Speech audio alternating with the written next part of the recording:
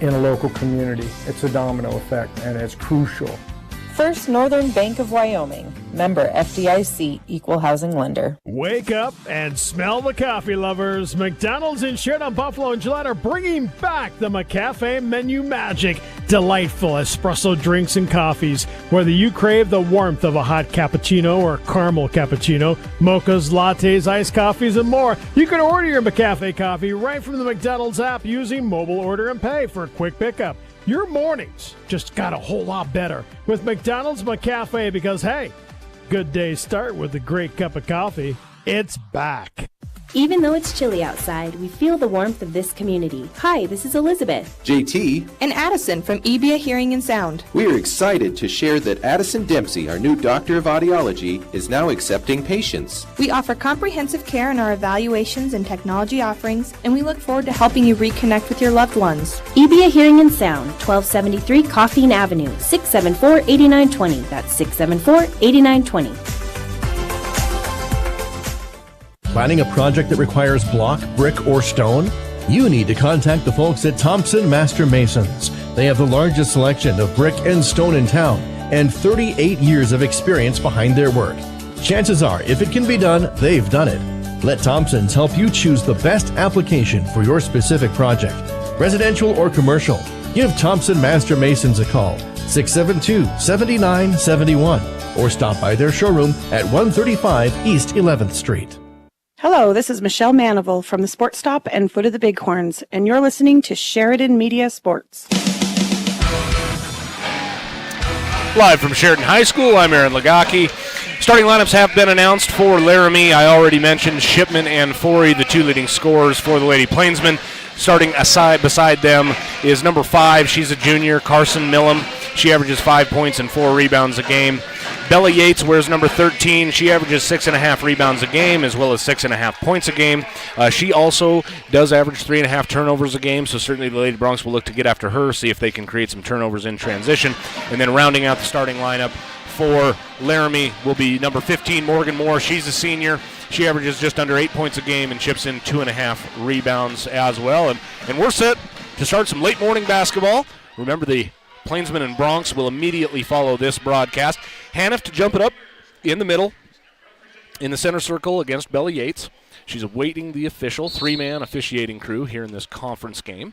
Tip goes up. Haniff wins the tip, gets it to the senior Lagaki. Lagaki pivots, kicks it to Burgess, thought about the 3 from the left side. Burgess right-hand dribble, guarded by Forey. Long skip pass, bad pass, knocked away, but Pendergast runs it down on the right side. Pendergast along the sideline, left-hand dribble, gets to the elbow, gets to the paint, fires up a little floater in the lane, off the back iron, no good. Haniff offensive rebound, shot up and no good, but she's fouled.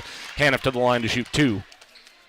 Haniff just so important on those offensive boards. She did a great job last night against Cheyenne South, and it was really missed down there in Cheyenne. And if you were listening to that broadcast, you know I was pretty critical of both the Broncs and Lady Broncs, as neither team could just get anything going down there on that long trip.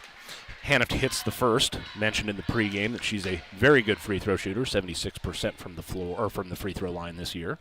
Second free throw on its way. That is good as well. Lady Broncs have an early 2-0 lead. We're just underway here in the first period.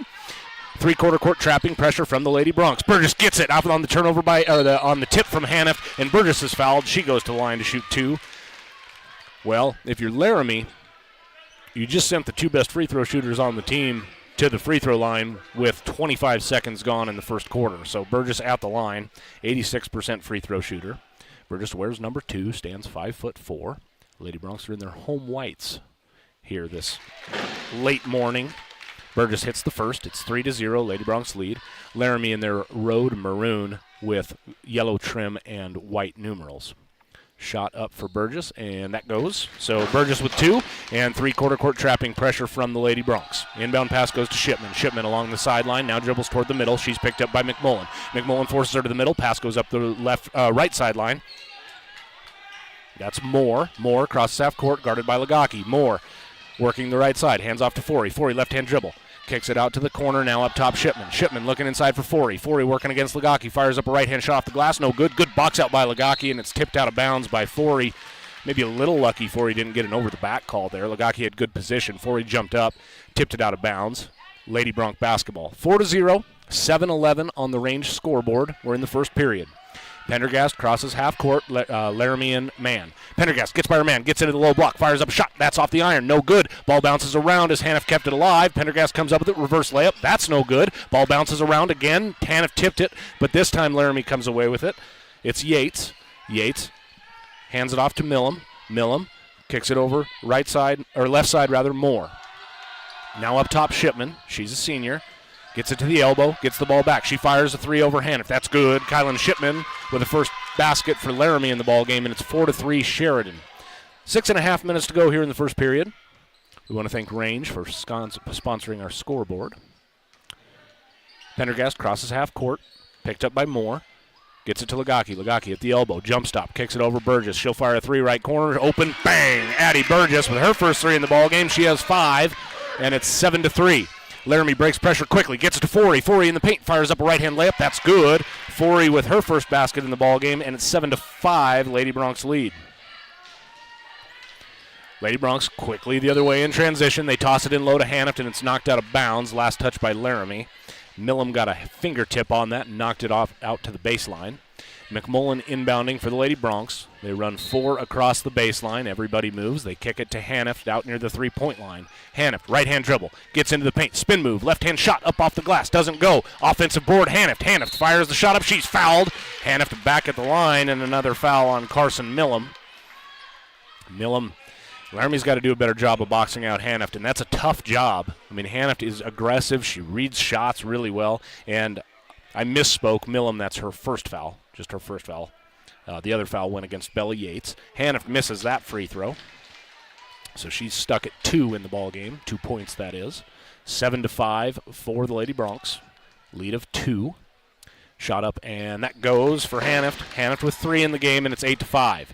Three-quarter court trapping, pressure from the Lady Bronx. Inbound pass to Shipman. Shipman a couple dribbles, kicks it off to the left-hand side. That's Moore up the sideline. She breaks pressure, gets to the elbow, kicks it to the corner. Yates along the baseline, out of bounds. Turnover by Laramie. She was trying to hand off to Moore, and Moore had a right foot on the baseline. So another turnover by Laramie here in the early going. 5:42 on the Range scoreboard. Lady Bronx up 3, 8-5. Pendergast handling the point. Laramie and man. Pass goes to Haniff. Hand off to Pendergast. Pendergast, left-hand dribble, working against Moore. Spin move into the paint. Splits a double team to the low block. Pendergast, spin move, fires a shot off the glass and good.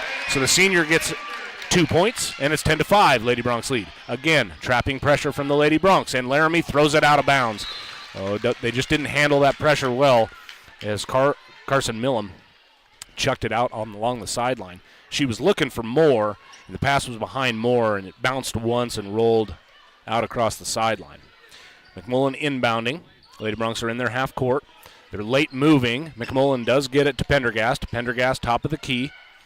Left-hand dribble, works over the left wing. Now passes it to Burgess, and the Lady Bronx need to get set. Burgess is shouting out instructions. Kicks it to Lagaki, go to the corner, McMullen. Now to Lagaki. Lagaki comes and gets that pass. Good job. Forey was trying to jump the passing lane, almost had it. Lagaki now passes to Pendergast, high post. Pendergast, one dribble. Kick it out, Burgess. Wide open three, left side. Bang! Addie Burgess. She has 8 in the first quarter, and it's 13-5. 4:49 to go on the Range scoreboard. Lady Bronx up 8. Pass goes up the right sideline to Forey. She's guarded by Pendergast. Forey, left-hand dribble. Gets past Pendergast in the lane. Fires a shot up over Haniff. She's fouled and goes to the line. Can't get the shot to go. But the leading scorer for the Lady Plainsman is at the line. She has 2 in the ball game and will get 2 free throws upcoming. Referee gives her a bounce pass. Forey spins it. Dribbles it 3 times. Spins it once more. Dribbles twice more. Fires the shot, and it goes. Forey stands about 5'8". She's a senior. Very good track athlete. Forey eyes her second free throw. Again, 5 dribbles and a couple spins. Eyes the rim, puts that up, and it's in and out. And Haniff and Lagaki fight over the rebound. Lagaki comes away with it, gets it to Burgess. Burgess, cross half court, left sideline. Burgess, off to Lagaki. Lagaki near the volleyball line, 35 feet from the hoop.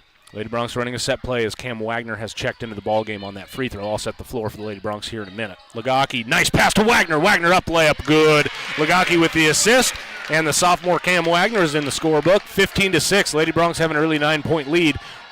Not even 4 minutes gone here in the first period. Shipman handling pressure, gets it to the middle, Forey. Forey guarded by Wagner. Good pass from Forey up to number 13, Yates. She couldn't handle it, out of bounds on the sideline, and another turnover by Laramie. Was pressure right now is getting to Laramie as they're not handling it great.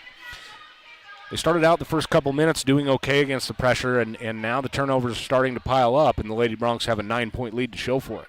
4 minutes to go. Now Laramie's showing a trapping pressure. First time we've seen that. They've been in man the whole time. Now it's a zone trapping pressure. Lady Broncs break it easily. Lagaki, top of the key, swing it over Wagner. Open three, right side, short. Rebound, long rebound, goes to Laramie, up to Forey. Forey's out in transition, right side. Burgess gives chase. Forey lays it up and in. Addie Forey with 5 in the game, and it's 15-8. Burgess, left sideline. Kick it over to Lagaki. Lagaki across half court. She sets the floor, right side. Lagaki, right-hand dribble. Now works to the left. She gets by Moore, gets to the elbow. Now she jump stops, kicks it out Wagner. Had an open look at a three, doesn't take it this time. Wagner kicks it to Lagaki, left wing. Lagaki hands off to Burgess, and the Lady Broncs reset. 3:19 on the range scoreboard, 15-8. Lady Broncs in the half court. Burgess off to McMullen. McMullen, right-hand dribble, top of the key, guarded by Forey. McMullen keeps her dribble, kicks it over Lagaki, left wing. Long possession for the Lady Broncs. They're being very patient. They want to reset. Laramie dropped back into man, and the Lady Broncs just haven't had anything to show for it. Lagaki gets a screen, powers away into the low block, fires up a shot off the glass. That doesn't go. Hanift, offensive board, one dribble, shot up off the glass, and that goes. And the freshman has 5 in the ball game, 17-8. Another offensive rebound for Mesa Hanift. Shipman gets it up the left sideline to Moore. Moore, guarded by Wagner. Lady Broncs show man. Pass to Shipman. Shipman resets the offense. Shipman dribbling near half court, guarded by Burgess. Pass goes to the high post, Yates. Belly Yates with it, guarded by Hanift. Yates got right by Hanift. Oh, Hanift. That was an error by Hanift. Hanift just left her man, and Yates has an easy layup. 17-10. Lady Broncs up 7. 2:18 to go here in the first period. Burgess across half court. Dribbling to the volleyball line, guarded by Forey. Forey trying to force her left. Gets her to go left. Pass goes to Wagner on the left wing. Wagner up top, Lagaki. Lagaki guarded by Yates. Lagaki back up dribble.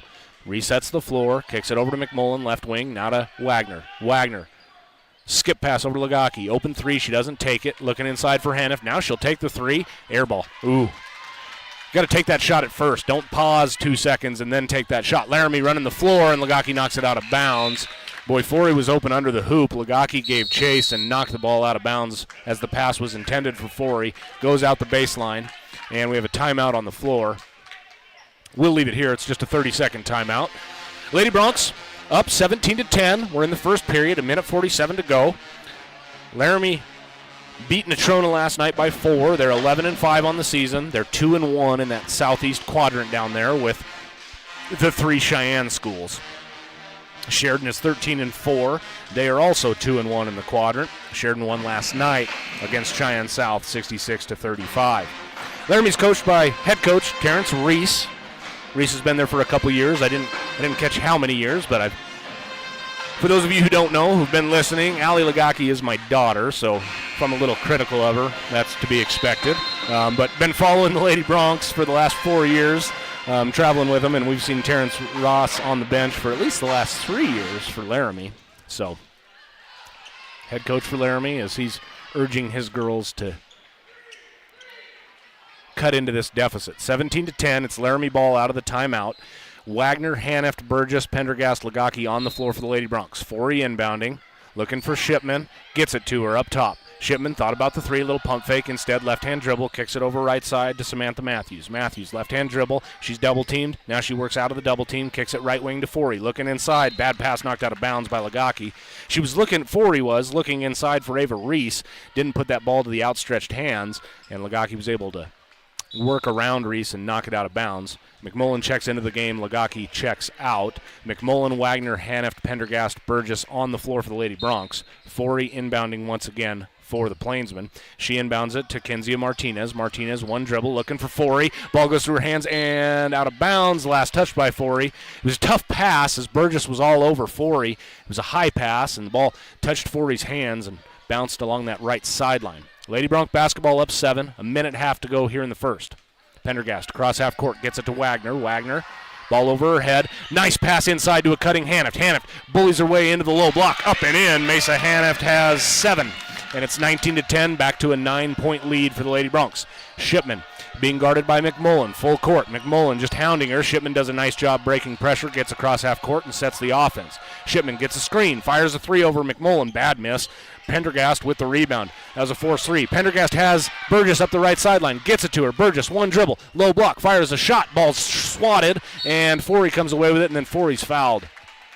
Shipman got a piece of that pass. Shipman stands about 2 inches taller than Burgess, and as Burgess went in trying to draw the foul on a layup, Shipman did a nice job standing straight up and was able to partially block that ball. Laramie comes away with it, and the foul goes against Burgess. Laramie starts their offense. Shipman gets across half court. Sheridan shows a 1-3-1 zone. Wagner is at the top of that zone. Skip pass from Forey over to Matthews. Matthews looking inside for Martinez. Martinez bobbled it, but gets it back to Matthews. Matthews, one dribble near the elbow, and she chucked it into the first row of the bleachers. Bad pass from Matthews. She was looking for that skip pass, just threw it too high. And another turnover by Laramie. Sheridan with 33 seconds on the clock will operate in the half court, up 9. Pendergast looks back to her bench. Coach Sullivan calls out the set play. Bounce pass goes to Wagner, left wing. Wagner, ball over her head, kicks it to McMullen. Bounce pass over to Pendergast. Looking inside for Hanift. Hanift, one dribble, lowers her shoulder, shot up and good. Hanift has 9. Boy, it's almost unstoppable. 21-10. Under 10 to go. Shipman jogs it across half court. Wagner picks her up top of the key, swing it over left side. Matthews to Martinez. Martinez back to Matthews. She'll fire a three with 2 seconds on the clock. In and out. Ball bounces around, and that ends the first quarter with the Lady Broncs up 21-10. We'll take a break and come back with second quarter action. You're listening to Lady Bronc basketball on 1410 KWIO and 106.9 FM. Rooting for the home team is the Wyoming way, and the banks of Buffalo, Gillette, and Sheridan are the 307's biggest fans. Banking with us means you're doing more than ever to support school sports because your money stays right here in our community. We're proud to recognize our hard-working athletes with youth sponsorships, and the local difference means the familiar faces you know and trust for your banking needs are the same ones cheering with you up in the stands. BuffaloFed.Bank. Member FDIC, Equal Housing Lender. I'm Doug Hockett with Stiefel Investments, and you're listening to Sheridan Media Sports. Live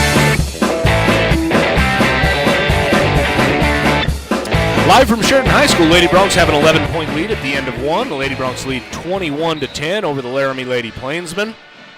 We want to thank you for tuning in to our broadcast here on Sheridan Media, and thank Laramie for piping this broadcast down so the fans and the parents that couldn't make this trip up from Albany County up here to Sheridan can listen to the ball game. The Lady Broncs have come out and done what they've done most of the year, and that is apply pressure to the opposing team, force turnovers, limit possessions, and then offensively be unselfish and get good shots. And the Lady Broncs are being very patient. They're working the ball into Hanift. She had 9 points in the first quarter, and then Burgess was able to get open for a couple threes. She hit 2 threes and added a couple free throws. So Hanift and Burgess account for 17 of the Lady Broncs 21 points in the first quarter. It's Laramie basketball to start the second quarter. Forey with it in the corner. Forey kicks it off to Shipman. Lady Broncs stay in this 1-3-1 zone. Ball knocked away by Lagaki. It's on the floor. Run down by Reese. Reese looking inside for Forey. Ball was tipped by McMullen. It bounced off of Pendergast and out of bounds. So Laramie basketball. Forey inbounding from the baseline. Martinez, Shipman, Reese, Forey, and Matthews on the floor, and the inbound pass goes off of Matthews. Broncs come away with it, and then the pass up the sideline gets Wagner couldn't handle it, and she lost it out of bounds. Wagner had a chance. She was out in transition, just couldn't handle a good pass, and it bounced off her knee and rolled out of bounds along the baseline. Lady Broncs fall back into this 1-3-1 zone, half-court zone. Shipman with it. Near the Bronc head at half court, kicks it over left side. Matthews. She's picked up by Lagaki. Skip pass to Forey. She's guarded by McMullen. Forey.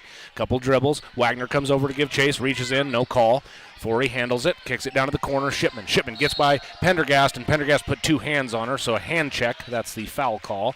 Goes against the senior Pendergast. First foul of the second quarter against Lady Broncs. Couple substitutions for Laramie. Bella Yates back into the game, as is Morgan Moore. So as I look at the Laramie Lady Plainsmen, it's all starters except for Samantha Matthews, who's on the floor. Matthews is the only bench player who stays on the floor, and the inbound pass goes to Matthews. Matthews gets to the elbow, kicks it to the corner. Forey. Forey a couple dribbles, gets to the top of the key. Forey wears 21. She's picked up by McMullen. Forey hands off to Martinez, and I lied. Martinez didn't start either. Martinez is in the game. Off to Forey. Forey along the baseline, fires a shot, and it goes. Forey with 7 of Laramie's 12. It's 21-12. We're in the second period. Lady Bronx lead, 21-12, 6:55 to go. Pass goes to Pendergast on the left wing. Pendergast, right-hand dribble. Oh, splits a double team. Gets into the paint. Kicks it out to an open McMullen. Left side, 3. Hit the front iron. No good. Rebound Matthews. Lady Bronx fall back. No pressure this time. Matthews gets picked up by Wagner. Matthews drives down the low block. Fires a shot. Legacki gets the rebound. Good box out again as she boxed out Martinez. Legacki pulls down the rebound. Around the back dribble. Gets past 2 Plainsman. Legacki kicks it to the corner. McMullen. Now to Pendergast. And the Lady Bronx slow it up as Laramie did a good job getting back. It was 3-on-5. Laramie got back and Lady Bronx reset. Legacki, spin move into the paint. Left-hand layup. Up and good. Legacki gets her first bucket of the ball game. It's 23-12. Lady Bronx up 11. Cross half court comes Matthews. Matthews just a sophomore. Where's number 1? Matthew kicks it off to Moore. Moore back to Matthews. Matthews left wing. 1 dribble. Kick it to Forey in the corner. Thought about the 3. Puts it on the floor. McMullen stops her. Pass goes off to Matthews. Swing it over to the left side. Moore. She'll fire a 3. That's no good. McMullen, nice defensive rebound. McMullen bounce pass to Wagner. Wagner to Pendergast. Pendergast to Legacki. Legacki right wing. Pump fake to 3. Gets it to Pendergast, top of the key. Pendergast, left-hand dribble. She's guarded by Moore. Pendergast calls out a set play. Gets it to Legacki on the right wing. Looking inside for Kaylee Chase, who's checked into the ball game. Now the Bronx swing it around, and Wagner has it. Left wing. Long skip pass to the right corner. Pendergast. Pendergast looking inside for Chase. Ball's knocked away. Chase had position, but Martinez did a nice job going up there, knocking it away from Chase. And Laramie comes away with a turnover.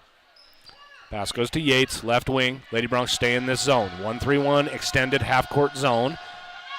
Moore with it. Legacki all over her. Moore throws a wild skip pass, run down by Forey. Forey, a skip pass to Matthews. Matthews along the sideline on the left side. Matthews dribbles, gets it to the elbow, kicks it off to Yates. Yates fires a shot, and we got a charge. Avery McMullen sacrifices her body on the low block and draws a charge. Those are the things McMullen does for you. Sometimes you look at the scoring totals and you go, she, kind of an game. McMullen, she just does everything. She's scrappy. She usually guards the best player on the floor for the other team as long as that player is a perimeter player. She rebounds. She just handles the ball well, doesn't turn it over, and is selective with her shots, but she's a good shooter. Just a good season so far from the junior who wears number 12. Lady Bronx with it in the half court. Pendergast gets it off to Legacki. Handoff goes right back to Pendergast. Pendergast left wing. She's guarded by Moore.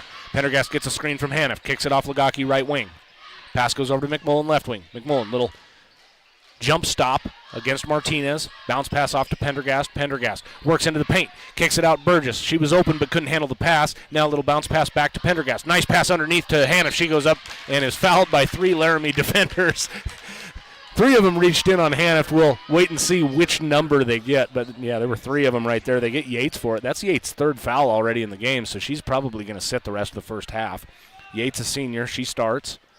And she reached in there as the ball went into Haniff. And Haniff back at the line. Haniff hits the first one, and she's got 10 points in the ball game. 24-12, Lady Bronx lead. 4:23 to go here in the first half. Haniff, a couple dribbles, puts it up and off the front iron, but shooter's touch as she gets it to drop in. Haniff with 11. Lady Bronx 13-point lead, biggest lead in the ball game for the Lady Bronx. Martinez across half court, kicks it off Shipman. Shipman, right side, goes over to Moore. Moore, a few dribbles. She's cut off along the baseline. Now she's double-teamed by Haniff and Legacki. Oh, good size over there, but she's able to pass it away to Reese. Reese looking underneath, finds Martinez, and Martinez lost it out of bounds. Martinez caught the ball, but then as she dribbled, just ball slipped through her hands as she dribbled, and it goes harmlessly into the student section there along the baseline. And a turnover by Laramie. 4 minutes to go exactly on the range scoreboard. Lady Bronx up 13. Pendergast with it. Kick it off Legacki. Swing it over McMullen all the way to the corner. Burgess. Burgess guarded by Shipman. Burgess. Bounce pass into Haniff. Haniff finds a open Pendergast in the corner. She fires a 3. Long rebound. Shipman. Shipman pushes the issue. She crosses half court. Doesn't have numbers. Stops at the top of the key. Kicks it over left side. Moore. Moore guarded by Pendergast. Moore right-hand dribble. Works around the arc. Passes off to Martinez on the right wing. Martinez works back to the top of the key. Swings it over to Shipman. Shipman left-hand dribble. Gets to the baseline. Fires a tough shot from about 17 feet. Missed it. Rebound Burgess. Kick it off Legacki left sideline. Legacki looking up the floor. Finds Pendergast right side. Pendergast threw it away. Oh, she had She thought she had Haniff, but Martinez stepped in the way, knocks it away. Ball goes to Moore. Moore runs the floor. Lagaki partially blocks the shot, and Pendergast comes away with it. Lady Bronx stay with a 13-point lead. Pendergast slowly across half court. Wants to run a set play. Puts her thumb down. Haniff comes up, sets the screen. Pendergast works right side. Looking inside for Haniff. Doesn't have it. Gets it to Lagaki. Now she'll go inside to Haniff. Haniff lay it up and in. Good pass from Lagaki. Nice layup, Haniff. The assist goes to the senior. The points go to the freshman, and it's 27-12. Lady Bronx up 15. We'll see timeout by Laramie, and it's just a 30-second timeout, so we're actually going to keep it right here. Remember the Bronx and Plainsman game follows this. Laramie Plainsman kind of expect that they might actually wind up being the number one team in the state if they're able to defeat Sheridan later today. Laramie won last night, and Central lost. Central was undefeated, and they lost last night. So we may see some movement in the media polls this week if Laramie's able to come away with a win against the Bronx later today. But that's going to be a heck of a matchup, the Plainsmen and the Bronx. And again, that game will just run straight from the girls' game straight into the boys' game, so you can keep it tuned here. Out of the timeout on the floor for Laramie is Moore, Forey, Reese, Millam, and Shipman. For the Lady Bronx, it's Cam Wagner, McMullen, Mesa Haniff, Ali Lagaki, and Addie Burgess. Lady Bronx show that 1-3-1 zone. They extend it way out to almost half court.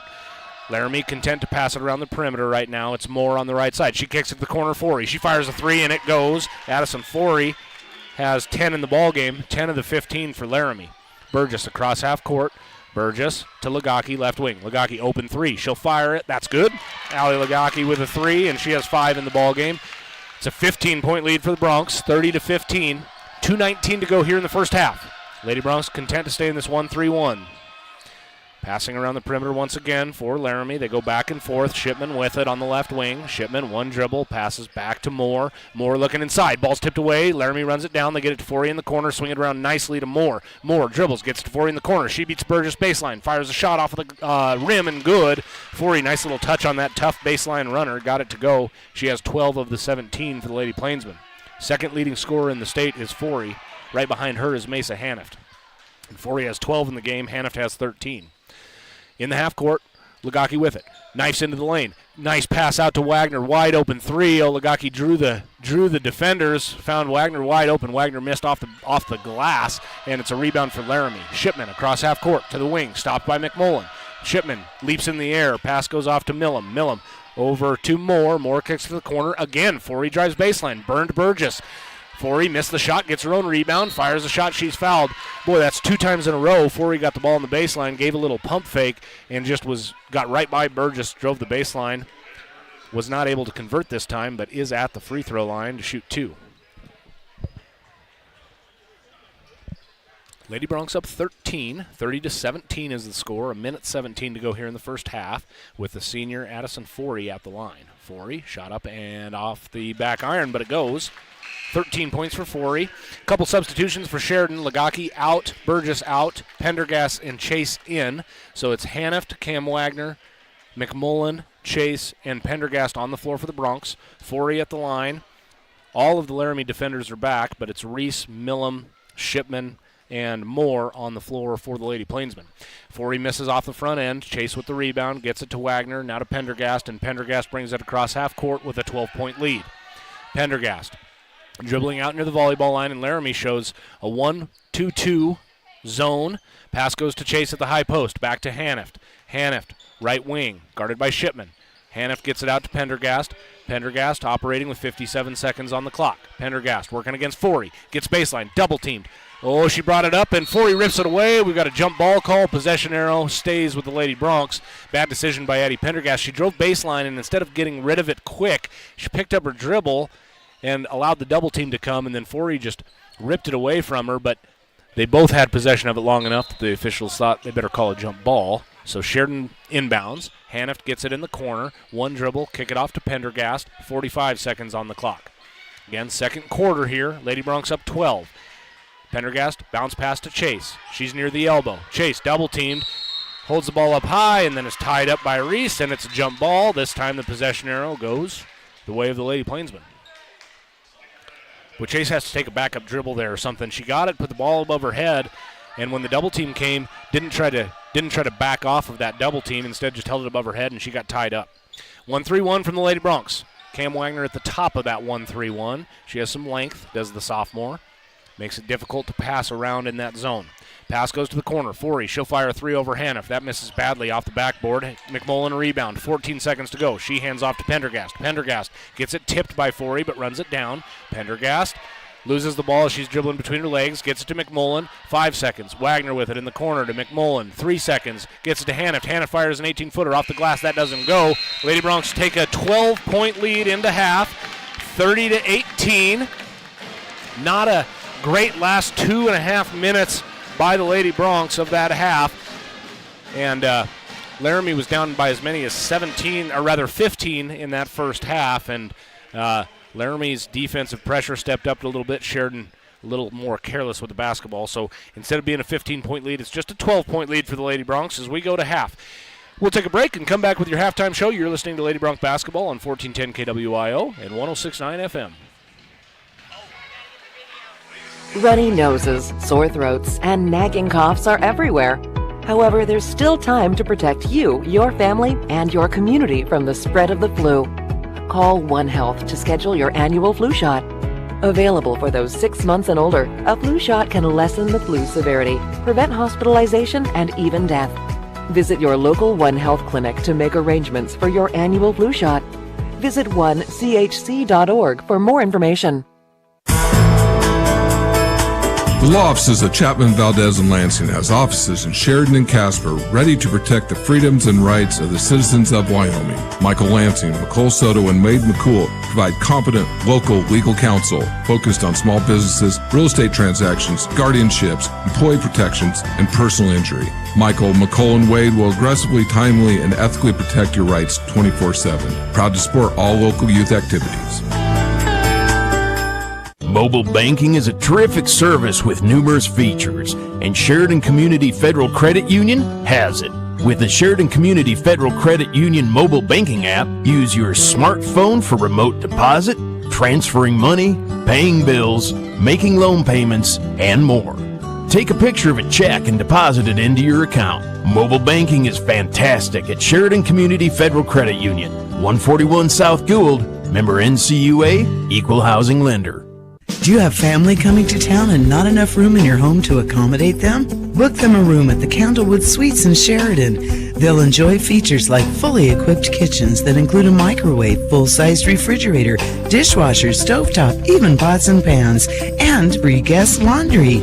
Did I mention the outstanding views of the Bighorns? Book your reservation with the Candlewood Suites and relax knowing they'll feel right at home. Call the Candlewood Suites 307-675-2100. Hi, this is Brent Wolf with Sheridan Motors, and you're listening to Sheridan Media Sports. Live from Sheridan High School, I'm Aaron Lagaki. It is halftime. The Lady Broncs lead by 12. It's 30-18 against the Laramie Lady Plainsman.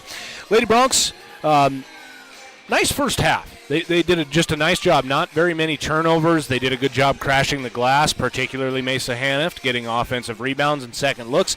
And then defensively, Lady Broncs played pretty solid throughout that first half. Laramie not able to generate very many easy shots on the offensive end, and the Lady Broncs have a 12-point lead to show for it. Also offensively, Lady Broncs were very patient getting the ball down to Mesa Haniff in that first quarter as they got Haniff 9 points in the first quarter, getting the ball to her, and then some things opened up. We run down the scoring for the Lady Broncs. Mesa Haniff, as I mentioned, led the way in the first half in scoring for the Lady Broncs with 13 total points. Adeline Burgess had a couple threes and a couple free throws. She finishes the first half with 8 points. Allie Lagaki had 5 points. All of those came in the second quarter. Addie Pendergast added a basket, as did Cam Wagner. So the Lady Broncs have 30 points here at the end of one quarter. On Laramie's side, Laramie turned it over a lot. Right, they turned it over a lot, but toward the middle of that second quarter, they started settling down a little bit and doing a little better job offensively in the half-court set. Now, the scoring there wasn't a lot of scoring for Laramie in terms of numbers of players scoring, as Addison Forey had 13, and then only 2 other players made shots. Kylan Shipman hit 1-3, Bella Yates hit 1-2. So again, Forey had 13, Shipman with 3, and Yates with 2, and that's it. That's how you get to 18 points if you're Laramie. But Sheridan called off the press in that second quarter. They had been pressing three-quarter court, trapping pressure. We see the Lady Broncs do it a lot. They had been pressing, and they were forcing some turnovers from Laramie. And then in the second quarter, Sheridan pulled that back just to a straight half-court 1-3-1 extended zone. And Laramie, after they saw it a few possessions, was able to settle down and be patient in the half-court. They worked the ball to Forey in the corner, and then she was able to drive baseline and get some points that way and get to the free throw line as well by sitting in that corner and then opening up the baseline for her. And Laramie just didn't turn it over as much against the half-court set of Sheridan as they did against the three-quarter court pressure from Sheridan earlier. And Sheridan just, they played so bad against Cheyenne Central and Cheyenne East last weekend that based on how they played last night against South and based on how they play or have been playing today against Laramie, hopefully you can just put that trip to bed and you can make some excuses for the Lady Broncs, which we never like to do, but you could maybe make some excuses as it's just a little blip on their season where, you lose your leading scorer and rebounder. She doesn't make the trip because of illness. And it's a long road trip. You go down to Cheyenne.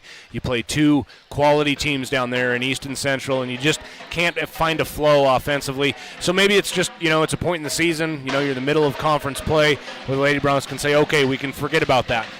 However, they still have to finish this game. There's 16 minutes left. They're up 12, and you can put the Cheyenne trip to bed if Sheridan's able to come out here and wind up defeating Laramie, keeping this lead, defeating Laramie by 16 or 18 points. But if they allow Laramie to claw back into this game and they don't play solid defense, that's when, the little voices in your head, if you're a player or a coach, go back to Cheyenne and go, well, are we that good, and that sort of thing. And as we've been watching the Lady Broncs, I think the Lady Broncs have the ability, obviously you've got to play well, but the Lady Broncs have the ability to be in the state championship game this year. With that said, they play on the east side of the state. There's always at least 2 teams sitting at home during the state tournament that shouldn't be, right? It happened to the Laramie Lady Plainsman last year. They met this Sheridan Lady Bronc team in the loser-out game at regionals, and it was a back-and-forth game, and the Lady Broncs pulled away in the fourth quarter, hitting a lot of free throws down the stretch. Lagaki finished with 27 points in that ball game and sent the Lady Broncs to state while the Laramie Lady Plainsmen sat at home. And if you ask my opinion, Laramie deserved to be at state last year. If you're just looking at the top 8 teams in the state, Laramie was certainly one of them. And that's going to repeat itself again this year. Maybe not the same teams, but there's going to be 2 teams from the East sitting at home this year that really deserve to be at the state tournament. They're one of the top 8 teams in the state, and that's the nature of the way that the conferences are aligned here in the state. But we'll get more into that as the season goes on. The good news for Sheridan is Sheridan gets to host regionals this year, which will be a great it's been a long time since Sheridan's been able to host regionals. They've been in Casper and Gillette the last few years. So Sheridan will get to host those tournaments. That'll be a great experience for these girls. And it's always nice to shoot at your home floor, right? Always gives you a little bit of confidence. You've got a larger home crowd behind you. I'm sure the Sheridan students will be out coming to those games, super excited to watch the girls and the boys play as both teams are solid this year. And we'll take a moment and look ahead to the boys game, which will be coming up in about 45 minutes or so. Opening tip should be the Sheridan boys are 12 and 5 on the season.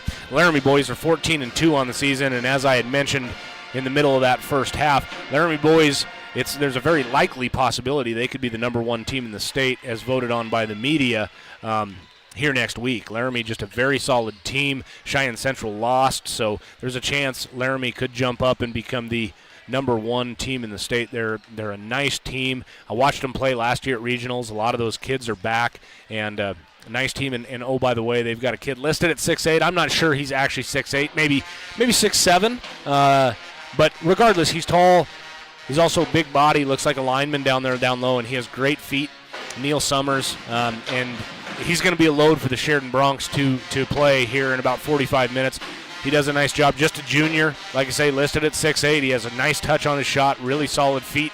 It'll be fun to announce that game as the Bronx and the Plainsmen are both athletic teams.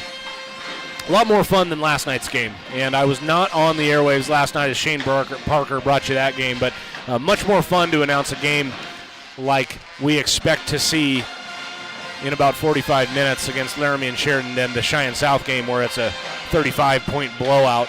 Just not a lot of fun, not a lot of excitement when Sheridan goes up early and you know, there's no comebacks involved. So we're excited for that. We'll take a short break, come back with your second half. You're listening to Lady Bronx Basketball on 1410 KWIO and 106.9 FM. Moss Holders Design Center proudly supports our young student athletes in Sheridan County. Being a member of a successful team takes determination, a strong work ethic, and great leadership.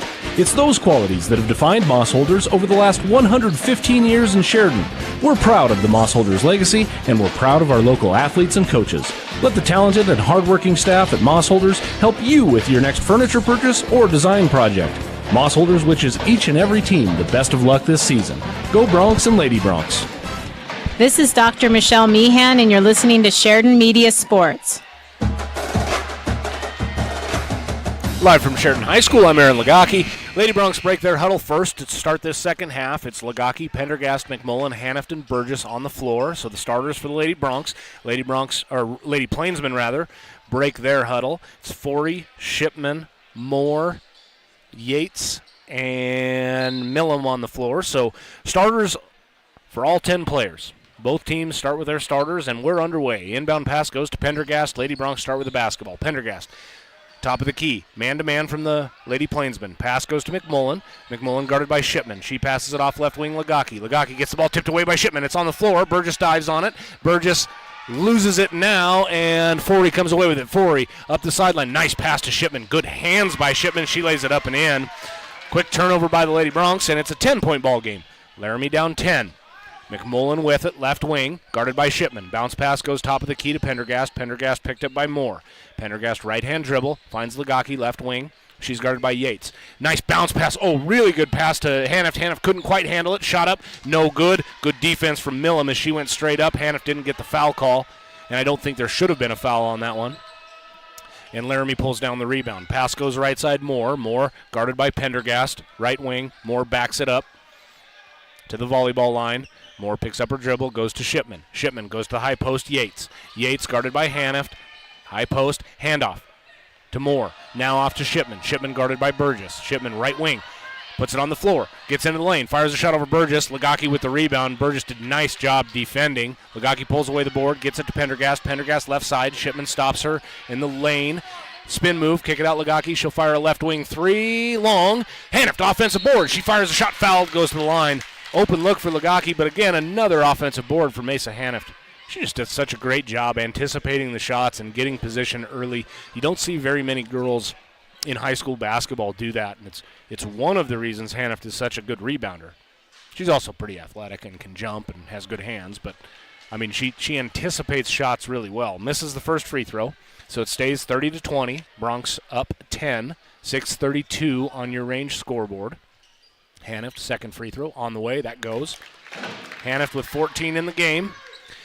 We've got pressure once again from the Lady Bronx. Like I said, they called it off in the second quarter, and Laramie was able to close that deficit just a little bit. It's the run and jump pressure from the Lady Bronx. Shipman with it. About 5 seconds gone. She kicks it across the half-court line to Yates. Yates drives into the paint, working against Burgess. Fires a shot. Air ball, and last touched by Yates out of bounds. Yates tried a little runner in the lane. Claims she was fouled. Coach Terrence Ross says the same thing. He felt like there was a foul, too. He's upset about it. Ball just drifted out of bounds harmlessly, and it's Lady Bronx basketball. Pendergast crosses half court between the leg dribble. Gets past Moore. Gets into the little paint. Little stutter step and then lost the ball. Oh, she had a chance and lost it. Yates with it. Yates up to Forey. Forey left side. Fires a shot blocked away by McMullen. Good hustle from the junior. McMullen gave chase. Forey's quick. She's a good track athlete.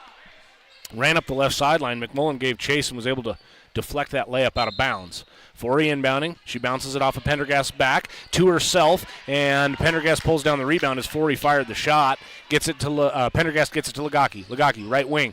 Jump stop. Kick it over McMullen. Open three. Left side. Bang! Avery McMullen. McMullen with her first points in the ball game, and Lady Bronx have a lead 34-20. Timeout Laramie. It's just a 30-second timeout, so we'll leave it here. Boy, good find from Lagaki. She's got a couple assists in the ballgame. She brought it up the right sideline, jump-stopped at the three-point line, and there was a wide-open Avery McMullen on the left side, in between the corner and the wing, and she knocked it down. McMullen coming into the weekend, has shot 38% from the three-point line, and got her first bucket in the ballgame here, giving the Lady Broncs a 14-point lead, 34-20, 5:44 on the range scoreboard. We're in the third quarter. Once again, we want to thank all the Laramie fans for tuning in here as our feed is being piped down there to Laramie. So roads aren't great up here in Sheridan. Some snow fell last night, just a skiff of snow, but it made the roads kind of slick. So anybody that didn't make the trip, we're glad you could listen to SheridanMedia.com and catch these two games, the Lady Plainsman and the Plainsman, to follow. Inbound pass to Shipman out of the timeout. Shipman back to Moore. Moore up the left sideline. She's double-teamed.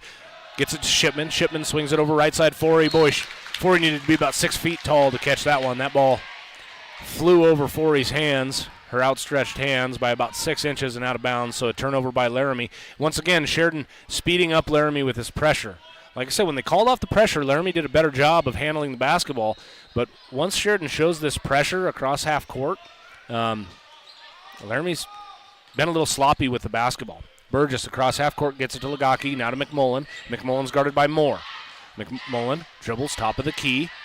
Right-hand dribble, gets to the elbow, gets to the low block, double team, little pass inside, Haniff runs it down, Haniff fires up a shot, ball knocked away, Haniff tries to run it down, can't handle it, ball goes out of bounds, baseline. Good defense from Moore. I think Sheridan wanted a foul call, but Moore, to me, looked like she was straight up.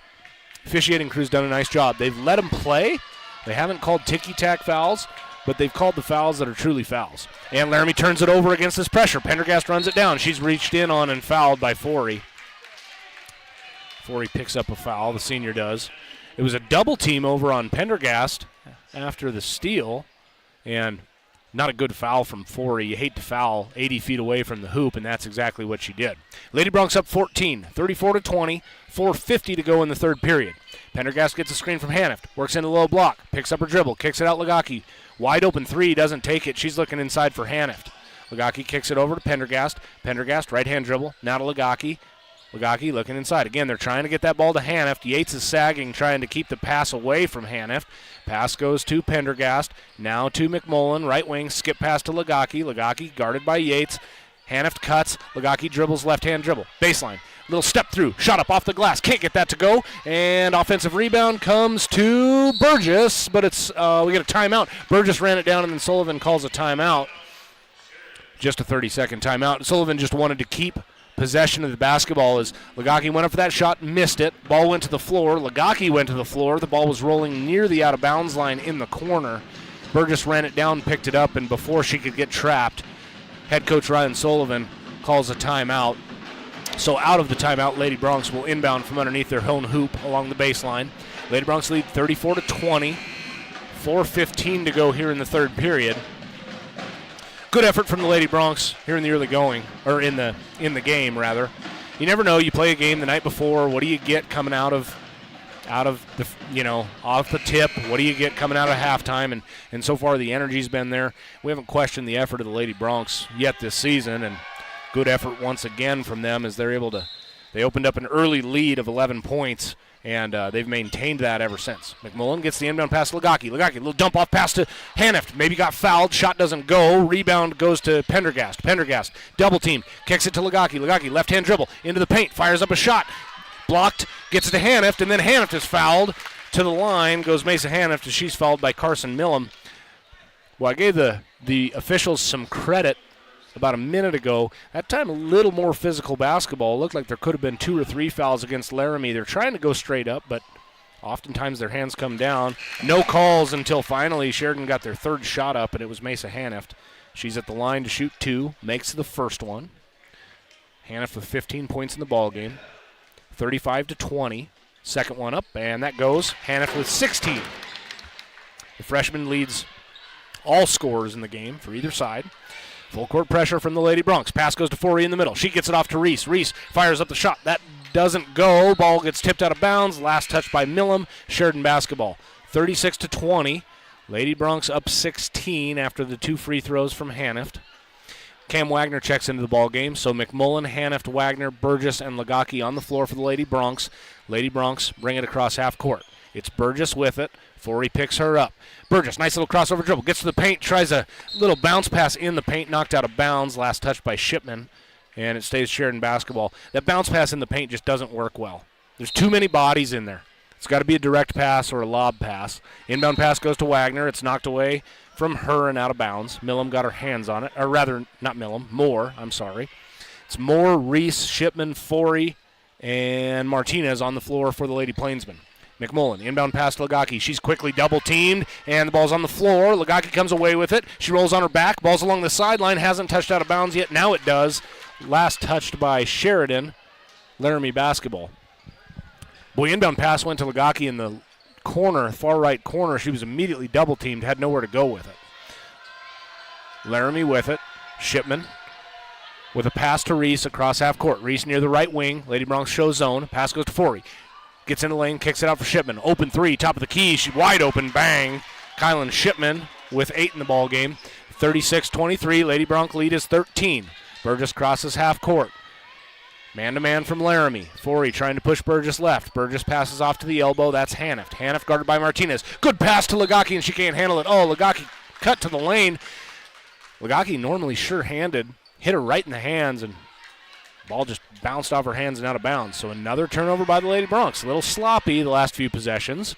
Martinez crosses half court for Laramie. Kicks it to the corner, Forey. Forey drives baseline, gets past Lagaki, fires up a shot, swatted away by McMullen. Then McMullen runs down the ball. Great defensive play by Avery McMullen. She got hit in the stomach along the sideline. No call. The rest didn't even see it. Pass goes to Wagner. Now to Lagaki. Lagaki inside to Hanift. Hanift jumps up, catches the ball. Left-hand dribble, shot up, and she's fouled. Reach in on Martinez. Oh, jump ball. Oh, Martinez reached in, hit Hanift on the left side. Hanift's just standing at the free throw line. She got hammered on the left arm. The baseline official called a jump ball. The sideline official, I think, was going to call a foul. Sullivan unhappy about that. Hanift subs out of the game, and Sullivan says, that's all right, you got fouled. Well, I gave the officials a bunch of kudos. They've done a nice job in the game, but kind of like the Lady Bronx, been a little sloppy the last couple minutes. 36-23, Lady Bronx still have a 13-point lead. It's Laramie with it in the half court. Shipman in the corner, looking inside for Reese. Tipped out of bounds by Chase. Chase checks into the ball game. Chase, Wagner, Lagaki, Pendergast, Burgess on the floor. Yates checks into the game for Laramie. Reese takes a seat on the bench. Matthews into the game. Moore takes a seat on the bench. I'm sorry, Moore into the game. Nope, that was right. Moore out of the game. Matthews in. Inbound pass goes underneath to Yates. She's tied up by Burgess. Foul goes against Addie Burgess, and Coach Sullivan mockingly holds up 2 thumbs like jump ball because they called the jump ball the last time down the floor. He kind of mocked them on that one, and he sends Avery McMullen over to the scorer's table to check in as Yates is at the line to shoot 2 free throws. Yates has 2 points in the ball game. Shot goes up off the front iron, no good. Yates, a senior, stands about 5'10", 5'11". Maybe she touches 6 foot, looking at her at the free throw line. She's maybe got an inch on Allie Lagaki and Mesa Hanift. Yates, couple dribbles. Shot goes up, and it's good. Yates with 3 in the game. It's 36-24. Lady Bronx lead, 2:17 to go here in the third period. Pendergast, cross half court, guarded by Forey. Forey's trying to push her left. Pendergast with it. Lady Bronx trying to get set. Pendergast penetrates to the elbow. Now kicks it off to Chase. She loses the ball. Lagaki runs it down. Bounce pass to McMullen. McMullen, a ball on the floor. Who's going to come up with it? Laramie dives on it. Sheridan dives on it. A jump ball. Possession arrow Sheridan's way. Again, Sheridan just not handling the ball well last couple minutes. They did a great job, I thought, in the first half of taking care of the basketball and getting shots nearly every possession. Not the case here the last couple minutes. Inbound pass goes to Pendergast. Pendergast gets to the elbow, gets to the low block, fires up left-hand layup. Oh, she had a good chance at it, missed it. Yates pulls down the rebound, then lost it. Pendergast stole it, gets it off to Lagaki. Lagaki jump stop right wing, pass off to McMullen, top of the key, swing it over Wagner. Wagner looking inside for Chase, doesn't have it. Skip pass to the corner, Pendergast. Pendergast, right corner, working against Forey. Spin move, up in the air. Forey swatted it away. Martinez comes up with it. Martinez then dribbling across half court. A reach-in foul is called against Wagner. That's the second team foul on the Bronx here in the third period. So Laramie to inbound along the sideline. Yates checks out of the ball game. In for her is Millam. So Millam, Martinez, Shipman, Matthews and Forey on the floor for the Lady Plainsmen. Forey inbounds to Shipman. Shipman goes to the corner to Millam. Millam's long skip pass goes over Matthews. Matthews one dribble. She's double teamed. Wagner got a piece of it, but Shipman runs it down. Shipman right wing. She fires a three. That's no good. Lagaki, good position, good rebound. Rips the ball away and gets it off to Pendergast. Up the left sideline. McMullen one dribble. Stops at the three-point line. Fires it short. Forey with the board. Forey up the right sideline. She moves quick across half court. McMullen gives chase. McMullen stops her, and Forey sets up the offense working against this 1-3-1 zone for the Lady Bronx. Forey dribbles left, pass off Shipman. Guarded by Wagner, top of the key. Shipman works left. Now Lagaki comes out. Kind of feigns a double team. Shipman back up dribble, kicks it to the corner. Matthews looking inside, and Kaylee Chase fell down on the floor. 4-on-5. Shot up by Shipman and good. Kylan Shipman's in double digits. She has 10. With 37 seconds to go in the third period. Lady Bronx just up 10, 36-26. Pendergast across half court. Jump stop near the lane. Kicks it off to McMullen. McMullen passes off to Wagner. Wagner over to Lagaki. Lagaki left-hand dribble. She's double teamed. Kicks it off to McMullen. McMullen back to Lagaki. 18 seconds to go. Lagaki wants Pendergast to come out and run the point. Lagaki passes to Pendergast. Forey got a finger on it. Pendergast runs it down with 12 seconds. Pendergast into the paint. Kicks it off corner. McMullen. McMullen fires a three with a hand in her face. That doesn't go. Rebound Matthews. Oh, wow. They had Forey streaking down the floor, and Matthews double dribbled before she made that pass. So the turnover against Laramie gives Sheridan the basketball with 3.8 seconds to go. And Coach Ross is very close to getting a technical right now. He is upset. He is very upset right now. The officials are looking at him. He didn't like that call. The baseline official made the call, and I honestly did not see the double dribble. It was shielded by about 3 Lady Bronx there. There was a lot of traffic. I didn't see whether there was a double dribble or not, but Terrence Ross is upset. Inbound pass goes to Hanift underneath the hoop. 2 dribbles. Shot up. She's fouled. Goes to the line with 1 second to go here in the third period. Lady Bronx up 10. Hanift with an opportunity to extend this lead to 12. Hanift done a good job from the free throw line tonight. She's already hit 9 free throws in the ball game. That one goes up and good. 17 points in total for the freshman. 37-26. Lady Bronx lead. 1.1 second on the clock. Hanift, second free throw, no good. Rebound Laramie. They've got to throw it the full length of the floor. No shot gets off. Lady Bronx taking an 11-point lead to the fourth quarter, 37-26. We'll take a short break and come back with fourth quarter action. You're listening to Lady Bronx Basketball on 1410 KWIO and 106.9 FM. Have you been in to see Sheridan YO Sports Cards yet? It's the spot to get your hands on incredible sports cards and memorabilia. Sheridan's premier spot for buying cards. All major sports cards including fighting, wrestling, Pokemon, and even racing. These guys have hobby boxes for the serious collectors and packs for those getting started. Graded slabs from PSA, SGC, and if you have a big card to grade, talk to the guys to have your card submitted to PSA. Family friendly and located inside Sheridan Stationery Books and Gifts, 535 North Main, open 7 days a week. This is AJ Sayre with Sheridan Physical Therapy, and you're listening to Sheridan Media Sports. Live from Sheridan High School, I'm Aaron Lagaki. Lady Bronx lead 37-26 at the start of the fourth quarter. Sloppy third quarter for the Lady Bronx. Certainly the worst quarter the Lady Bronx have played in this ball game, but they do maintain an 11-point lead. And it was sloppy from an offensive standpoint for the Lady Bronx, but defensively they were still able to lock down Laramie and only allow 8 points that quarter. So Sheridan, they've had as big of a lead as 15 in the ball game. They were up 27-12 at one point. The lead stands at 11 right now, 37-26. Out of the quarter break, it's Laramie basketball. Shipman with it. She's joined by Matthews and Moore. Yates on the floor as well as Reese. So Forey gets a break sitting on the bench, and the Lady Bronx have their starters on the floor. Laramie basketball, Matthews with it, top of the key, handoff Shipman. Shipman works toward the top of the key. She's guarded by Burgess, man-to-man from the Bronx. Shipman to the corner, Yates. Yates guarded by Lagaki, looking inside for Reese. She can't handle it. It was a good pass, went through her hands. Haniff runs down the loose ball, kicks it to Lagaki. Lagaki streaks across half court, gets the low block. Left-hand scoop shot, no good. Haniff, offensive board, shot up, no good. Haniff, offensive board, fires up a shot into Yates. Yates goes straight up, no foul call, and Laramie comes away with the basketball. Pass goes off Shipman. Shipman swing it over, left side, Matthews three, bang! Samantha Matthews with her first bucket in the ball game, and it's an 8-point lead for the Lady Bronx. They had a good opportunity. Lagaki had a look at the hoop. Haniff did too. They couldn't get it to go, couldn't get a foul call. And now it's single digits, a single-digit deficit for Laramie. Wagner with it, passes off to McMullen. Now to Burgess, looking inside, bad pass. Threw it along the baseline, doesn't go out of bounds as it was saved. Lagaki runs it down, gets it to Wagner. Wagner, couple dribbles, into the paint. Nice bounce pass underneath to Haniff. Haniff fires a shot, she's fouled, and it's good. Great pass from Cam Wagner. The assist goes to the sophomore. Bucket goes to the freshman Haniff. She has 19 in the ball game and goes to the line to shoot another free throw as the Bronx regain their double-digit lead. Reese checks out of the ball game. Martinez comes in. Forey into the game. Shipman out.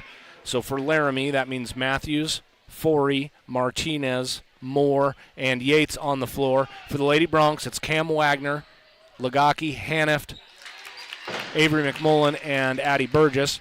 Haniff gets her 20th point as she gets the free throw to go, and it's 40-29. Laramie breaks pressure, gets it across half court, finds Matthews in the corner. She's double-teamed. Bad pass, run down by McMullen. Bounce pass to Lagaki. Lagaki breaks pressure against Forey. Lagaki, nice pass up the sideline to McMullen. McMullen stops at the three-point line, kicks it to Lagaki, top of the key. 6.5 minutes to go in the game. Lady Bronx up 11. Lagaki back up dribble and sets the offense. Bounce pass goes to Wagner, right wing. Wagner, ball overhead, looking inside for Haniff. Haniff goes and catches it. Haniff on the low block. Left-hand dribble. Gets to the other low block. Fires a shot. Yates fouled her. Back at the line goes Mesa Haniff. Boy, Haniff is just making a living tonight at the free throw line. And give her a lot of credit. Again, the officiating has been good. Haniff is drawing fouls as she's quick enough to get the opponent in the air and kind of dive into those arms and create contact. Pretty savvy for a freshman. Haniff with 21 points in the ball game. She leads all scorers. It's 41-29. Lady Bronx lead by 12. Addie Pendergast checks into the ball game. Senior Allie Lagaki checks out. So Lady Bronx have two seniors, Burgess and Pendergast, a junior, Avery McMullen, a sophomore, Cam Wagner, and a freshman, Mesa Haniff, all on the floor. Haniff at the line. Second free throw on its way. It's good. She has 22. Lady Bronx up 13. Just over 6 minutes to go in the game. Forey up the right sideline. Passes off to Matthews. Matthews threw it away. Haniff jumped the passing lane, got the steal, gets it to Pendergast, and Pendergast works across half court under 6 to go here in the fourth. Pendergast gets to the elbow, keeps her dribble. Down along the baseline to Burgess. Now out McMullen. She fires a three right wing. In! Avery McMullen hit the three. She has 6 in the ball game, and Coach Sullivan calls an immediate timeout. It's a full timeout, so we'll take one with them. Lady Bronx up 16, 45-29. You're listening to Lady Bronx basketball on 1410 KWIO and 106.9 FM. You know what they say, if you're not first, you're last. For all your plumbing demands, choose A+ Plumbers and Appliance Repair. Commercial, residential, new construction, remodel jobs, and all repairs in between. A+ Plumbers and Appliance Repair, because they are number one in a number two business. Call 672-9454. That's 672-9454. Hi, this is DJ Dearcorn of First Federal Bank and Trust, and you are listening to Sheridan Media Sports. Live from Sheridan High School, Aaron Lagaki with you. Lady Bronx have opened up a 16-point lead here to start the fourth quarter. There's 5:52 to go in the game on the range scoreboard. Lady Bronx, Lady Plainsman just have not had an answer for Mesa Haniff, right? And then some real opportune shots from the Lady Bronx. Burgess hit a couple in the first half. McMullen's hit a couple here in the second half. Lady Bronx able to open up a 16-point lead with under 6 to go. It's Laramie ball out of the timeout. Shipman with it, passes off to Moore, and Lady Bronx showing this three-quarter court pressure. That goes to Martinez. She crosses half court, is trapped. Fires a pass off to Moore. Moore into the paint, down low to Forey. Forey fires a shot, blocked away by Haniff. Haniff along the baseline. She's double-teamed. Haniff falls to the floor. No call. We got a jump ball call. Haniff wants a foul. She's saying she got hit in the face. Jump ball call. Possession arrow goes the Lady Bronx way. So, physical game. Again, I think it's been officiated well, right? I mean, officials are going to miss some calls both ways, but overall it's been a well-officiated, well-played game. Pendergast across half court, around the back dribble. She's picked up by Forey. Pendergast working into the paint. Little bounce pass to a cutting Burgess. She's down low. Burgess, little step through, fires a shot, no good. Rebound Laramie. Shipman with it. Right side, across half court. Shipman looking for Forey, doesn't have her. Behind the back dribble, right wing. Shipman, spin move. Burgess stops her. Good D by Burgess. Pass goes to number 5, Millam. She fires a shot, no good. Avery McMullen rips down the defensive board. Martinez is all over her. No call. Martinez reached in on that one. Again, they've let them play some, right? They've called obvious fouls. They've let others go, so by no means was that a terrible missed call. Laramie basketball. It's Moore inbounding. Moore kicks it off to Martinez, left wing. Up top, Forey. Swing it back to the inbounder, Moore. She's on the left wing. Now to Forey, guarded by McMullen. Lady Bronx in man. Man to man. Forey backup dribbles. She sets the offense. Left-hand dribble goes off to Moore. Moore. Handoff goes to Shipman. Lady Bronx switch, and McMullen guards Shipman. Now handoff to Forey. Forey tries to dive into lane. She's cut off by McMullen. Gets it off to Moore. Moore swing it over Martinez. Kick it out to Shipman. Wide open three on the wing. Oh, in and out. Doesn't go. Lagaki battles for the rebound. It's ripped away by Millam. We got, what do we have? We got a foul call. I think they're going to get Lagaki. No, they do. They get Lagaki for a foul. Lagaki had her hands on the ball. Millam also had her hands on the ball, and they say Lagaki got too much of the forearm. So the first foul against Lagaki here in the game. Forey inbounding along the baseline. Looking for a cutter. Doesn't have anybody. She tries to throw it off of Pendergast's back and threw it away. That was a bad decision by Forey. And then she fouls Pendergast. Oh, 2 bad decisions by Forey. Forey was trying. Pendergast has her back turned. Forey's the inbounder. Pendergast has her back turned. Forey's trying to pass that ball off of the back of Pendergast and get the ball. She just totally missed Pendergast's back, and it went straight to Hanift, and then Forey fouled. Quickly, the Bronx working up the right side. Burgess fires a 3. No good. McMullen fighting for the offensive board. Can't get it. Millam rips it away. It goes to Shipman. Then to Moore, left wing. Moore, right-hand dribble. Looking inside. Wide open Forey. Oh, breakdown Bronx defense. And Forey lays it up and in. Her first points of the second half. It's 45-31. Lady Bronx up 14. Just over 4 to go. Pendergast with it. She's fouled by Shipman. Nobody likes the call from Laramie, but Shipman got her hand on Pendergast, and she reached in with her left arm. She should have reached in with her right arm. Looks like a foul. Nobody from Laramie liked that call, but I believe that's a good call. Shipman got a lot of contact to Pendergast right there in the open floor, in the open court. 45-31. Lady Bronx starters are on the floor. McMullen, Hanift, Burgess, Pendergast, Lagaki. Pendergast gets it to Hanift. Hanift to Lagaki. Lagaki sets the offense. Actually, now she calls for Pendergast to come out and set the offense. Pendergast near the Bronx head at half court. Works right wing. Pendergast guarded by Shipman. Passes off Burgess. Burgess looking inside for Lagaki. One dribble. Goes up for it. She reach in foul. Actually, they get a blocking foul on Forey, which surprised me. Forey backed up.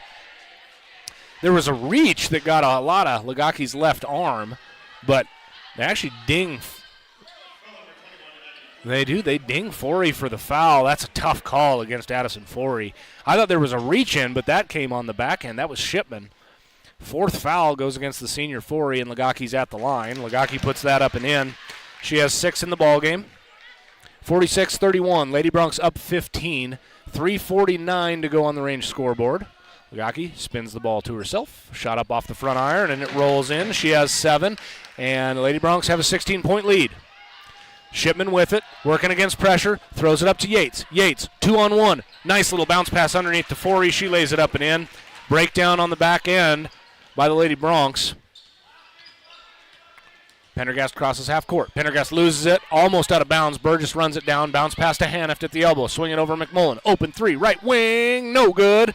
Forey with the rebound. Forey takes off running, kicks it up to Yates, left side. Yates did something with it. It's a carry, a travel, a walk, something. The ball goes out of bounds. There's literally no call.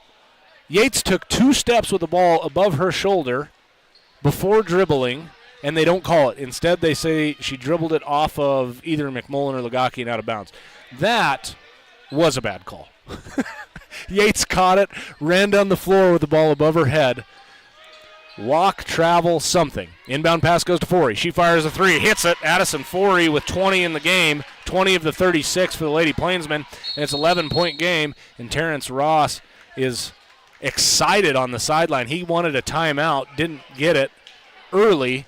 He jumps up in the air to get that timeout call, and It's a full timeout, so we'll take one with them. Lady Broncs lead 47-36. There's 3:08 to go in the fourth quarter. You're listening to Lady Bronc basketball on 1410 KWIO and 106.9 FM. Brace yourself for some unbelievable financing news from Waring Sheridan Chevrolet. 2.9% financing for up to 72 months on new 2023 and 24 Chevy half-ton Silverados with approved credit from GM Financial. From LTs to Trail Boss up to High Country, Waring's has 16 Silverados on the lot that qualify now. Don't miss out on your chance to experience the Waring way of buying a vehicle. WaringSheridan.com. This is Dr. Dana Leroy with Leroy Family Dental, and you're listening to Sheridan Media Sports. Live from Sheridan High School, it's an 11-point ball game. Lady Broncs lead 47-36. 3:08 to go on the range scoreboard. Lady Bronc basketball out of the timeout. Starters are on the floor for the Lady Broncs. For the Plainsmen, it is, they break their huddle. Shipman, Yates, Moore, all starters. Millam, Shipman, Yates, Moore, and Forey on the floor for the Lady Plainsmen. Lady Broncs lead by 11. Pendergast gets the inbound pass and crosses half court, guarded by Forey. Forey pushing Pendergast left. Pendergast working right, gets by Forey. Then she's cut off by help from Yates. Pass goes to Lagaki, right wing.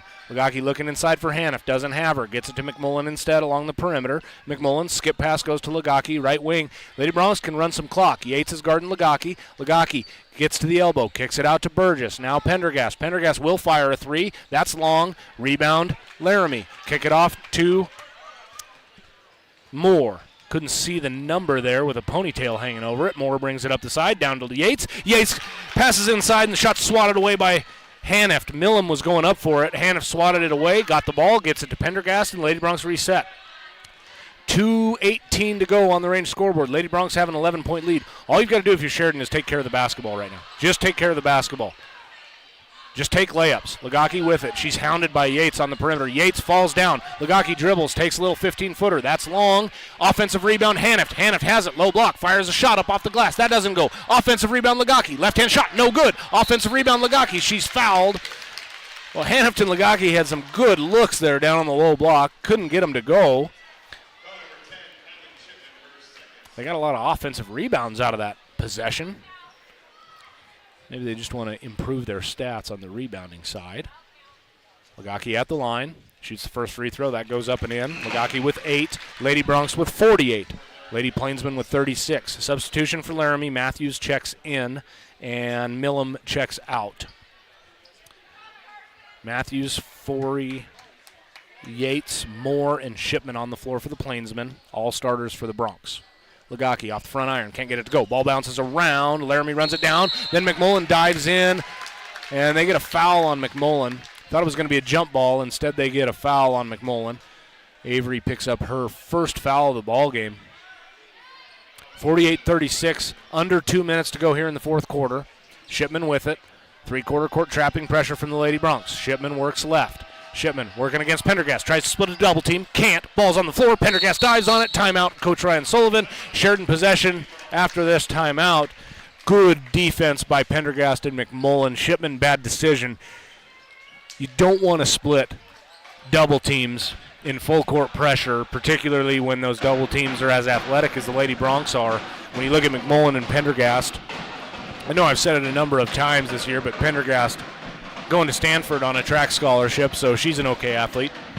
You try to split that double team, and it just doesn't work. Ball goes to the floor, and then Pendergast dives on it. And the Lady Broncs get possession with 1:44 to go. So really, if you're Laramie right now, you've got to go for steals, right? You're down 12 with 1:44 to go. They've got to go for steals.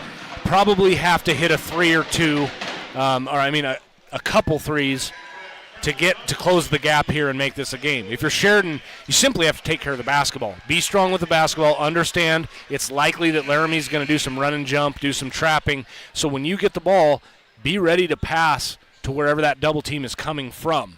And then the last thing is, if you're receiving the pass, go to the basketball. Do not wait for the basketball to come to you.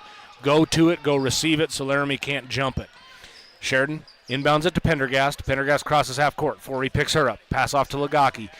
Lady Broncs in kind of a four-corner set. Lagaki gets to the top of the key, kicks it out to Burgess near the Bronc head. Burgess, left-hand dribble. Looking for a cutter, doesn't have it, gets it to Pendergast instead. Pendergast near half court, works to the top of the key, kick it out to Burgess. Lady Bronx content to run this clock out. They're going to run some four corners. If they get an easy layup, they'll take it, but they're spreading the floor wide open, not allowing Laramie to run and jump. Burgess gets to the top of the key and then backs it back out. She's guarded by Moore.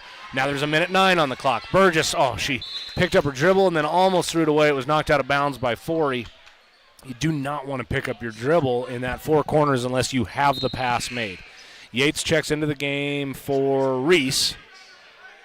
Sideline out of bounds play for the Lady Bronx. McMullen inbounding. She kicks it to Pendergast, and the clock starts again with a minute 6 to go. Pass goes to Lagaki. Near half court on the right side. Lagaki works left, gets to the elbow, kicks it out to Hanift. Hanift back to Lagaki. Now to Burgess. Burgess right-hand dribble. Back up dribble. Working near the volleyball line, picks up her dribble, gets it to Pendergast, and Lady Bronx have run 20 seconds off the clock. There's 45 to go. Lagaki penetrates to the elbow, kicks it out to McMullen. McMullen, ball above her head, gets it to Lagaki. She's guarded by Yates. Lagaki, left-hand dribble. Yates backs off. Jump stop from Lagaki, and the Lady Bronx are going to run their record to 14-4 on the season. Good game from the Lady Bronx. They had a stretch there in the third period where they were a little sloppy, but for the most part, they took care of the basketball all game long, and there's a foul by Forey. She fouls out of the game with 20 points. Pendergast goes to the line to shoot 2. And Laramie will fall to 11-6 on the season. The Plainsman and Bronx game will follow this one. Laramie boys a very, very good team this season. Sheridan Bronx will have their hands full, but I tell you what, Sheridan is a nice team as well. Very athletic, very unselfish. They give a lot of effort as Pendergast hits that free throw, her third point in the ball game. It's a 13-point lead for the Lady Bronx, 49-36, and for all intents and purposes, this one's over. Pendergast, shot up, and it goes. 50-36. Laramie with the basketball, and we've got I don't know what happened. Did we get a timeout? I'm surprised Laramie used a time. Did we get a technical or did we get a timeout? We got a technical on the head coach, Terrence Ross. Not sure what he said, but he's been upset for the last several minutes of the game. And I'm not sure what he's upset by. I mean, the calls have been, in that sense, Burgess to the line to shoot the technical. And the game's over anyway. I think he's proving his point right now. But like I said, Burgess hits the first. I don't feel like the game was officiated poorly, right? Sheridan did a great job of drawing contact. There were an awful lot of times there was contact made by Laramie defensively that wasn't called. And I don't get on officials very often, but I thought overall pretty good officiated game by this crew. Addie Burgess hits both free throws, so she gets into double digits, and the Lady Bronx have a 16-point lead with 19 seconds to go. Because it's a technical foul, Lady Bronx also get possession so they can run out this clock. Inbound pass goes to Pendergast. Pendergast off to Lagaki with 11 seconds to go. Lagaki penetrates, jump stops at the top of the key, kicks it out to Burgess. That's going to do it. Lady Bronx once again 14-4 on the season.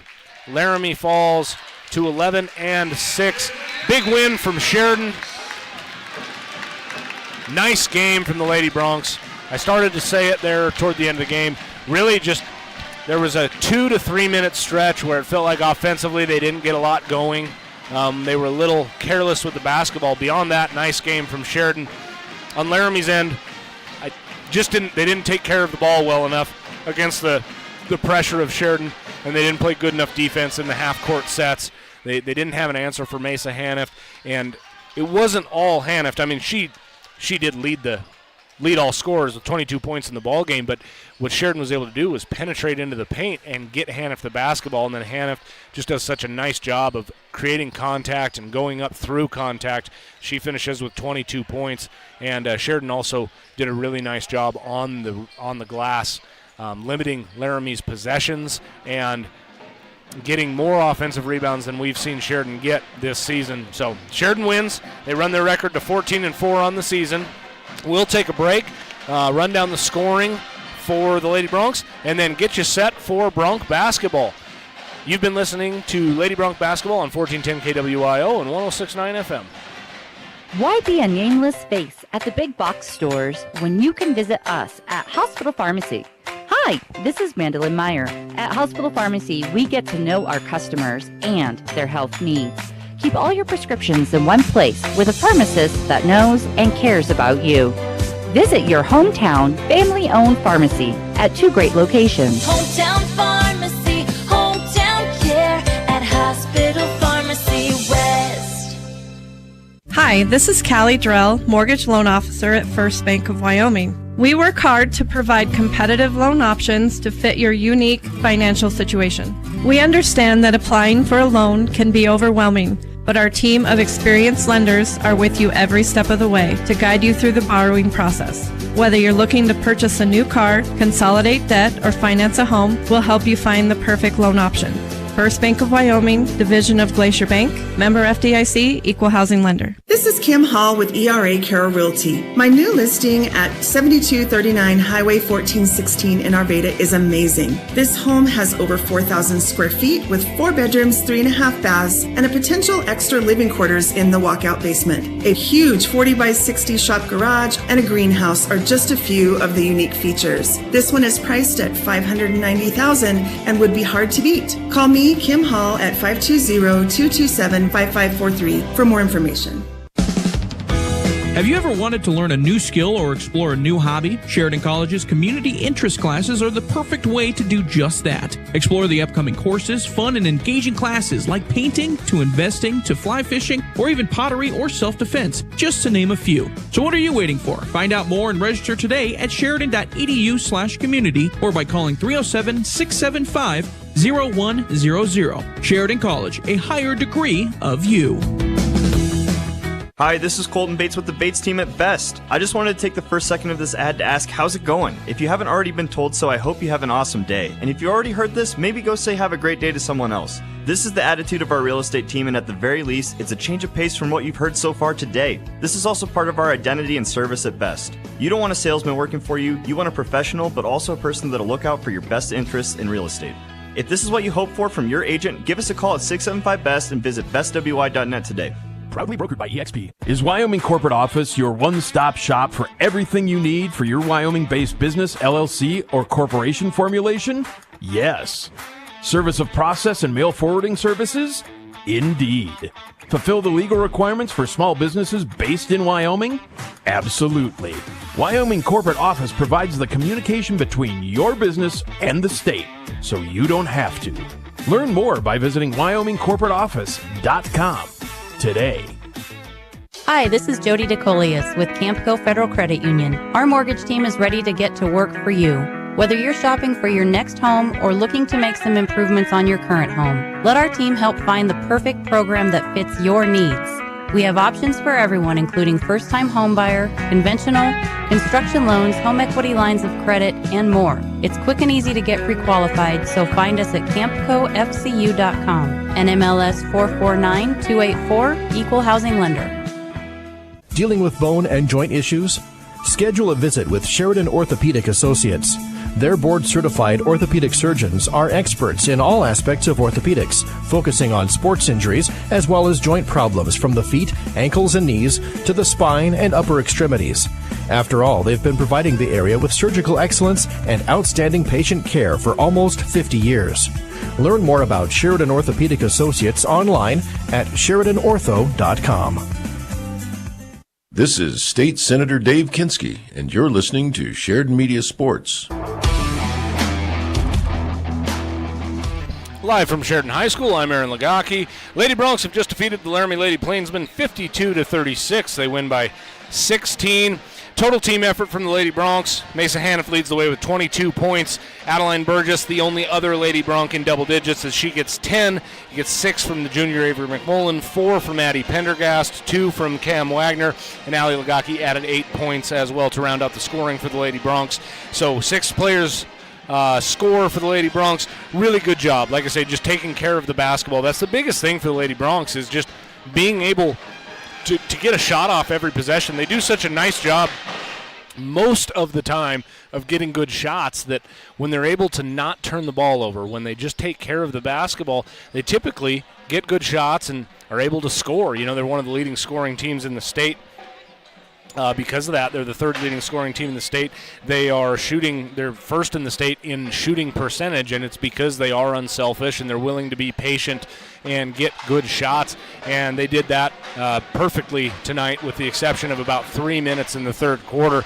On Laramie's side, only 4 players scored. They were led by Addison Flory. She had 20 in the ball game. Kylan Shipman also got into double digits. She finished with 10. And then Samantha Matthews finished with 3, and Bella Yates finished with 3. That was all the scoring for Laramie, as Laramie totals 36 points in the ball game and loses by 16. So Sheridan jumps to 13-4 on the season. Laramie falls to 11-6. And as we look ahead to next week, big game next week for the Lady Broncs. They are going to play at home versus Campbell County next Friday. Sheridan lost to Campbell County. It's their only loss in quadrant play. They lost to Campbell County over in Campbell. I believe that was a 4-point ball game about a month ago. And then Sheridan travels over to Gillette on Saturday, February 17th. They will take on Thunder Basin for the second time this season. Sheridan defeated Thunder Basin at home about a month ago. And then it's the final home game. It's senior night for the Lady Broncs, as they will take on Natrona on February 23rd, and then that is followed by regionals that Sheridan gets to host. And that wraps up the girls' game. We'll take another short break and come back with your Broncs and Plainsmen, as this game is about 7 minutes away from the starting lineups. You're listening to Bronc Basketball on 1410 KWYO and 106.9 FM.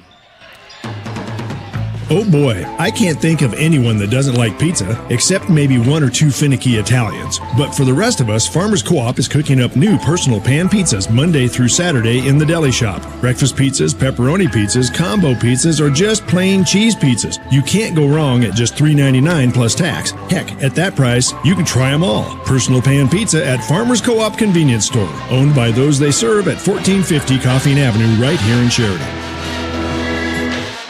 Score a touchdown in savings with Sunlight Federal Credit Union. Lock in your financial victory with their certificate of deposit, featuring a fantastic 5.15 annual percentage rate and an impressive 5.27 annual percentage yield for 11 months. With just a $500 minimum deposit, you're on your way to financial success. Remember, early withdrawal penalties do apply. Visit sunlightfcu.com for more information. Member NCUA, Sunlight Federal Credit Union, building a brighter future together. Brace yourself for some unbelievable financing news from Waring Sheridan Chevrolet. 2.9% financing for up to 72 months on new 2023 and 24 Chevy half-ton Silverados with approved credit from GM Financial. From LTs to Trail Boss up to High Country, Waring's has 16 Silverados on the lot that qualify now. Don't miss out on your chance to experience the Waring way of buying a vehicle. WaringSheridan.com. Moss Holders Design Center proudly supports our young student athletes in Sheridan County. Being a member of a successful team takes determination, a strong work ethic, and great leadership. It's those qualities that have defined Moss Holders over the last 115 years in Sheridan. We're proud of the Moss Holders legacy, and we're proud of our local athletes and coaches. Let the talented and hardworking staff at Moss Holders help you with your next furniture purchase or design project. Moss Holders wishes each and every team the best of luck this season. Go Broncs and Lady Broncs. Hi, I'm County Commissioner Christy Haswell, and you're listening to Sheridan Media Sports. Live from Sheridan High School, I'm Aaron Lagaki.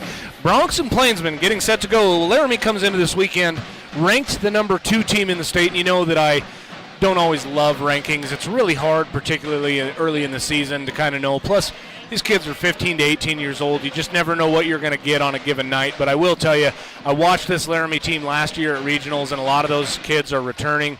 They are a talented squad. They look to be a well-coached squad. They are a good team, and their record shows it. They're 14-2 on the season. Like I said, Central, who's ranked the number 1 team in the state, lost last night. So if Laramie's able to come up here, they play Natrona, and then they defeat Natrona last night, and then if they're able to come and defeat the Sheridan Broncs down here, or right here in Sheridan, it is likely that you'd see Laramie jump up to that number 1 overall ranking.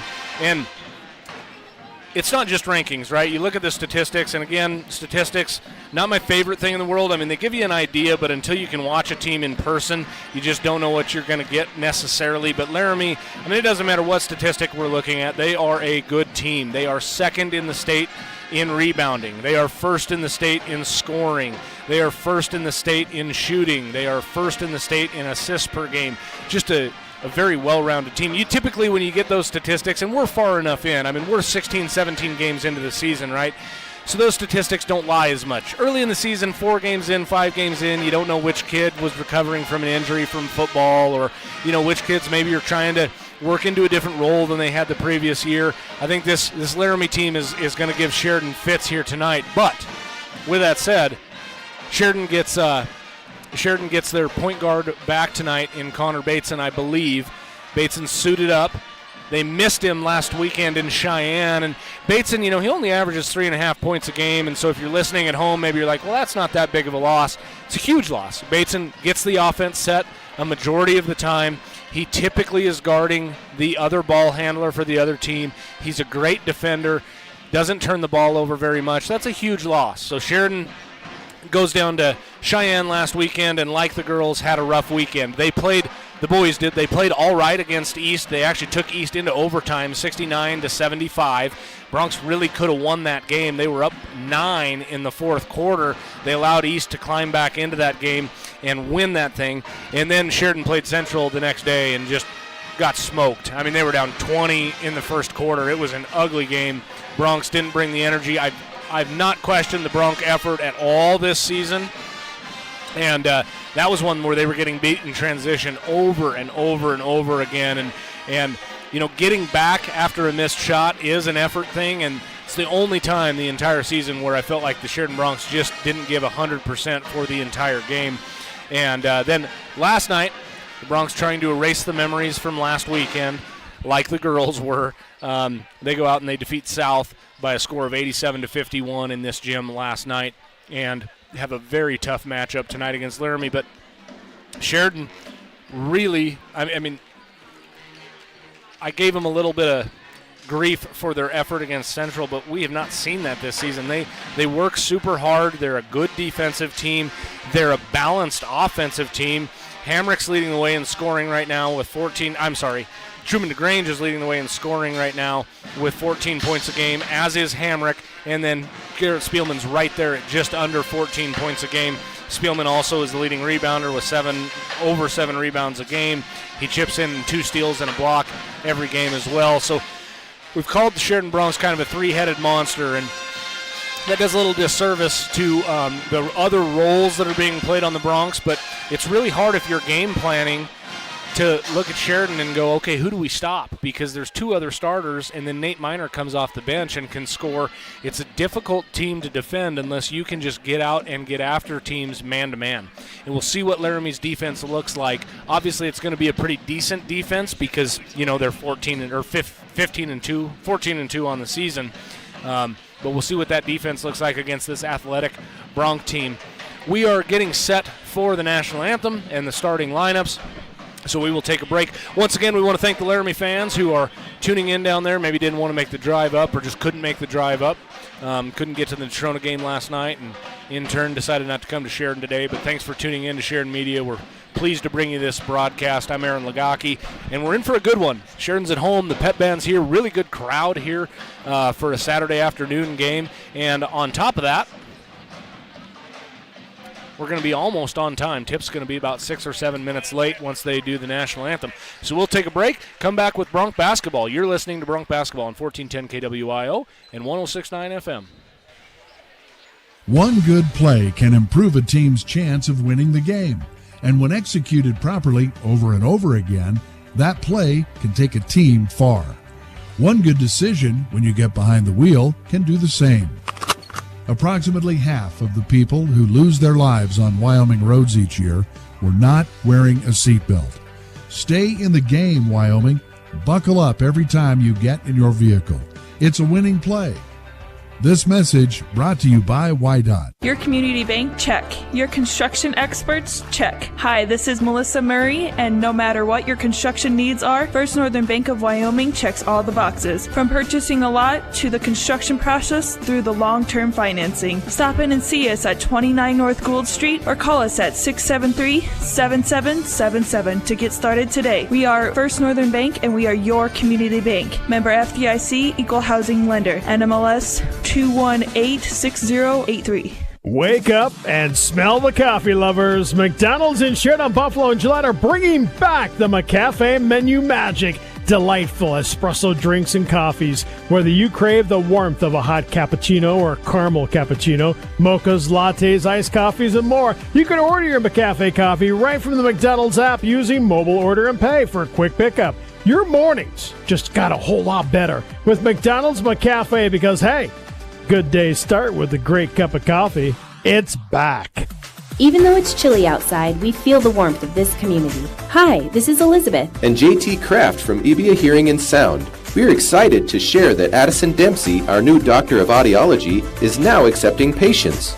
Hi, I'm Dr. Addison Dempsey, and I can't wait to work with you. I'm experienced in hearing, vestibular, and auditory processing disorder evaluations for all ages. Call to schedule today. EBA Hearing and Sound, 674-8920. That's 674-8920.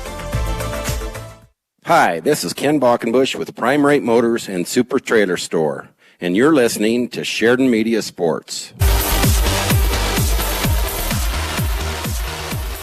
Live from Sheridan High School, I'm Aaron Lagaki. Starting lineups being announced at this moment after a good national anthem from one of the Sheridan High School students. Starting for Laramie tonight, again, they are 14-2. Their only two losses this season came to Cheyenne Central. Starting for Laramie is a 5'10 senior, Carson Bush. They also start a 6'3 junior, Gabe Sanchez. He wears number 4. Number 11, Max Alexander, is a 6'2 junior.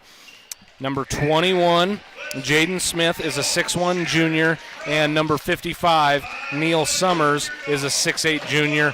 All the starters for Laramie. And you look at their scoring, it's balanced. They have, they have 5 kids who are averaging over 8 points a game. They have 3 in double digits. So, again, we said Laramie's a good team, and we expect to see a good one here tonight. For the Broncs, starting is junior Connor Bateson. He averages 3.5 points a game as well as over 3 assists per game.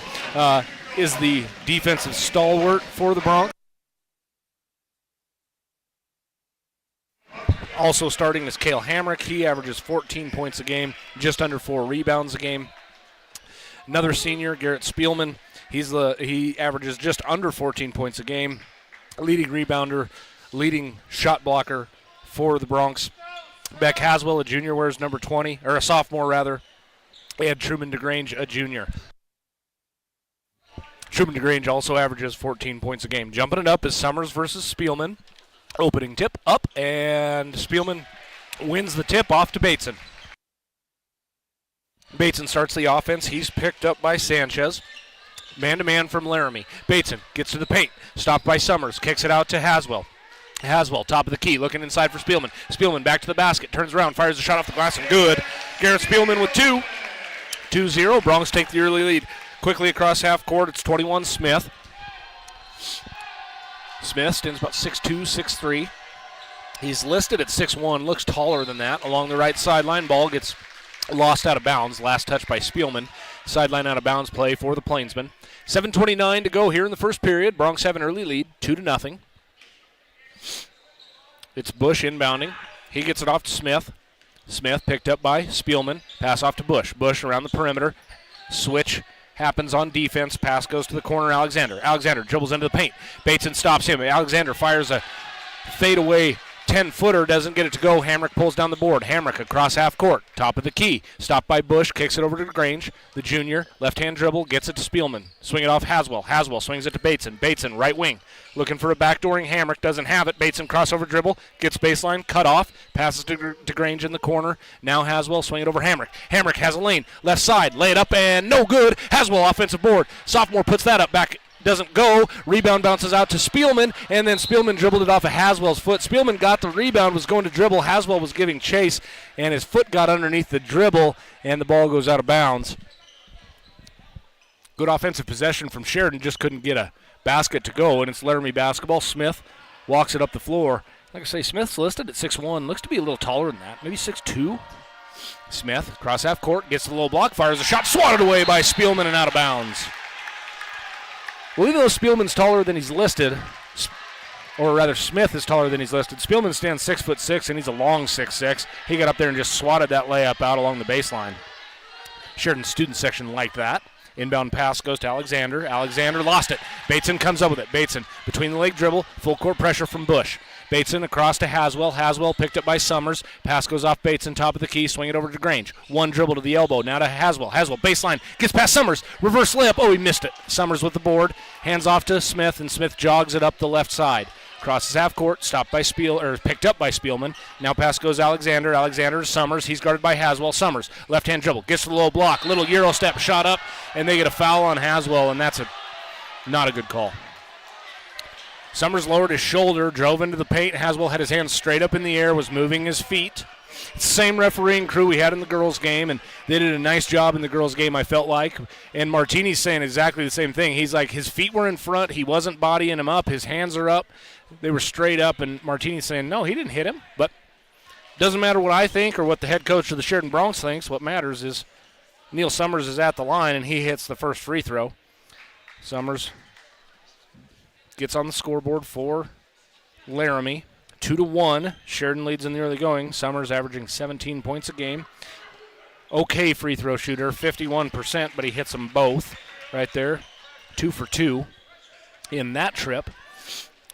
6 minutes to go here in the first period. The score is 2-2. It's Bronx basketball. Bateson crosses half court. He's picked up by Sanchez. Bounce pass goes to Haswell, left wing. Now to Spielman along the baseline. Spielman back to the basket, guarded by Smith. Spielman, ball above his head. Now one dribble into the paint. Fires a little shot. Can't get that to go off the front iron. Smith pulls down the rebound. Smith, cross half court, right sideline. Looking for Summers. Doesn't get it to him. Instead, he backs it up and hands off to Bush. Bush, guarded by Hamrick. Bush, left-hand dribble, dribbles it off his foot, runs it down, looking inside for Summers. Summers back to the basket, one dribble, kick it out, Alexander, fire a three, left corner, no good. Offensive rebound, Sanchez, back to Alexander. He fires the same shot, gets that one to go, and Alexander gets a three ball to go. 5-2, Bronx trail by 3. Bateson dribbles between his leg on the right wing, looking inside for Spielman, doesn't have it, goes to DeGrange. Now Haswell, swing it all the way over left corner to Hamrick. Hamrick, guarded by Bush. Hamrick dribbles out to the left wing. Hamrick, crossover dribble. Working against Summers. Now a double team. Bounce pass goes out to Spielman. He fires a three over Smith, and he hits it. Garrett Spielman. He has all 5 of the Bronx points. 5-5. Bush brings it across half court for Laramie.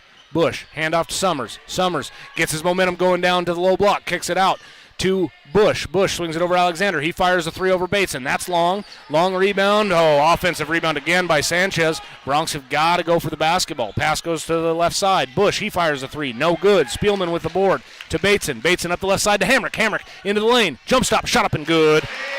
The senior has his first 2 in the ball game and a 2-point lead for the Bronx. 7-5. 4:22 on the range scoreboard. We're just in the first period. Fast-paced game to start. Good offense from both teams. Summers kicks it off to the left side. Bush. Bush swings it to Smith. Smith down low to Summers. Nice little move down low. Shot up and good. Summers with 4. Boy, he's got nice feet down there. A lefty. Just a nice little move. Pass goes to Haswell. Haswell fires a three. That doesn't go. Quick shot from the Bronx, and Alexander pulls down the rebound. Gets it to Bush. Bush across half court. Picked up by DeGrange. Bronx show man. Now to Summers. Summers working against Haswell. Gets into the paint. Fires a shot. And we've got a block against Haswell. Coach Martini didn't like that call. I thought that was a better call than the first one for sure. Haswell was moving his feet a little bit. Tried to take the charge. Didn't. Summers is a load. He's 6'8". Listed at 6'8". Took the ball from the top of the key. Got a little momentum going down the floor. Haswell tried to stay in front of him, and Haswell gets his second foul, so Nate Miner will check into the game after this free throw. And Summers, just a 51% free throw shooters, 3 for 3 here in the game, as it's 8-7. Laramie leads by 1. 3:44 to go here in the first period. Shot up and good from Summers. Summers gets that to go, 6 points. Pass goes off to Bateson. Bateson across half court. guarded by Smith. Bateson, dribble, pass off to Hamrick. Hamrick, right wing, guarded by Bush. Now to Bateson. He's picked up by Smith. Now to DeGrange. DeGrange, left-hand dribble, gets to the free throw line, kicks it out. Spielman fires a 3 left wing. That's good. Garrett Spielman with 8. 10-9. Bronx retake the lead. They're up 1. Smith across half court, guarded by Spielman. Hand off to Summers. Summers gets that momentum going downhill. Minor knocked it away. Bateson comes up with it. Bateson crosses half court, goes to Minor. Minor over to Hamrick. Hamrick tried to drive baseline, cut off, hits it to Bateson. He'll fire a 3 left wing. Good, Connor Bateson. 13-9. Bronx lead 4. Bronx lead is 4, rather. Under 3 to go here in the first period. 2:55 on the range scoreboard. Bush passes off to Smith, immediately gets it back. Passes off to Alexander. He fires a 3, shot blocked, and we've got a foul call on Bateson. And I don't think anybody liked that call, including Connor Bateson. He definitely got a piece of the ball. He might have got a piece of the elbow, though. Went up and blocked that shot. Bateson felt like he got a lot of ball, and honestly, I didn't have a great look at it. You could tell Bateson got a lot of ball, but couldn't tell if he got the elbow or not. Regardless, at the line goes Max Alexander. He's got 3 points in the ball game. 1 3-point shot was good, and now he's at the free throw line to shoot 3 on the three-pointer. Hits the first one, so it's 13-10. Bronx up 3. Alexander with 2 more free throws. Alexander wears number 11. He's a 6'2 junior. Second free throw's up and in. He has 5 in the ball game. Alexander, a 76% free throw shooter, and that's pretty typical of good three-point shooters. They're also good free throw shooters, as Alexander shoots 42% from beyond the arc.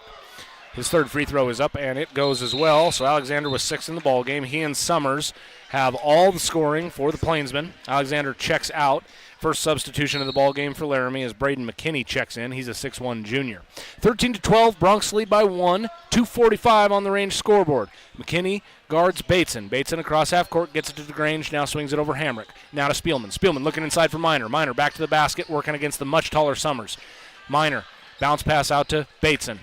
Bateson looking inside, doesn't have anybody, hands off to DeGrange, over to Hamrick. Hamrick, top of the key, now to Bateson, top of the key. Bateson picks up his dribble, goes to DeGrange, lefty, fires a 3 from the wing, no good. Neil Summers pulls down the rebound, dribbles it off his foot, and Bush runs it down. Bush across half court, swings it left to Smith. Nobody picks up Smith. Smith dives in the lane. Holy cow, what a jam. Oh, he threw it up and jammed it, and then talked crap to Garrett Spielman and gets a technical foul. I mean, that was an incredible dunk. An incredible dunk. Again, Smith's listed at 6'1". He might be 6'2", 6'3". He took it from the left wing, drove into the paint, went up and hammered that thing down one-handed, and then he stared right at Spielman and tapped the top of his head and gets a taunting technical, and you just can't do that. What an exceptional play from Smith, the junior. Just an outstanding play. But then you kill your team by tapping the top of your head, looking right at Garrett Spielman, and Hamrick goes to the line to shoot technical free throws. He hits the first one, and it's a tie ball game.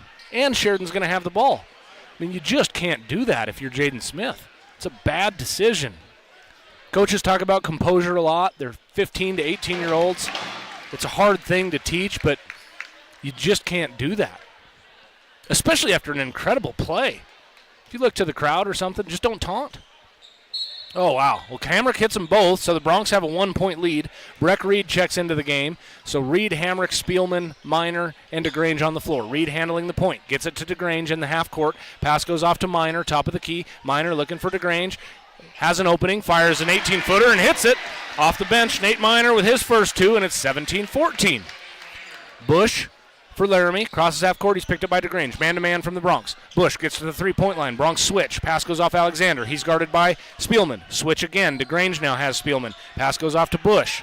Bush swings it to the corner, that's McKinney. McKinney looks up top to number 4, Sanchez. Sanchez puts it on the floor, Hamrick knocks it away, Sanchez gets it back, passes out Alexander, now up top Bush. Bush, nice little move. Whoa! He nutmegged Garrett Spielman as he tossed a bounce pass between his legs, and then Hamrick knocks it away. DeGrange comes away with it, back to Hamrick, now to Nate Minor. Minor, little floater, shot up in and out. Rebound goes to Alexander. Fast-paced game. Alexander gets it to Bush, and Bush slows it up, jogs it across half court. Now he actually walks it across half court. 3-point lead for the Bronx. We're in the first quarter. Pass goes right side to Sanchez. He's guarded by Spielman. Sanchez looking inside for Summers. Summers, nice little touch pass out to Bush. Bush fires a three. It's good. Carson Bush with his first points in the ball game. Bush averages 8.5 per game. Got his first points to go, and it's 17-17. Bronx with the basketball. Hamrick across half court. Works right side. Handoff to Grange. Quickly to Minor. Minor fakes the handoff. Looking for the three. Doesn't have it. Goes to Spielman instead. He's left wing. Spielman dribbles to the top of the key. Kicks it off to Grange. Lefty works into the paint. Spin move. Little shot up off the glass, and it goes. The junior gets his first points in the ball game, and it's 19-17. A lot of points here in this game. Bush walks it up. He's listening to his coach. Gets it near half court.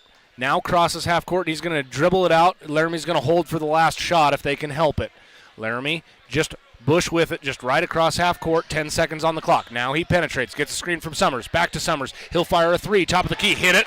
Neil Summers gets that one to go. He has 9. Bronx have to go quick. 2, 1. Hamrick, 35-footer, left side, off the back iron, no good. And we go to to the second quarter with the Bronx down 19-20. You're listening to Bronx Basketball on 1410 KWIO and 106.9 FM.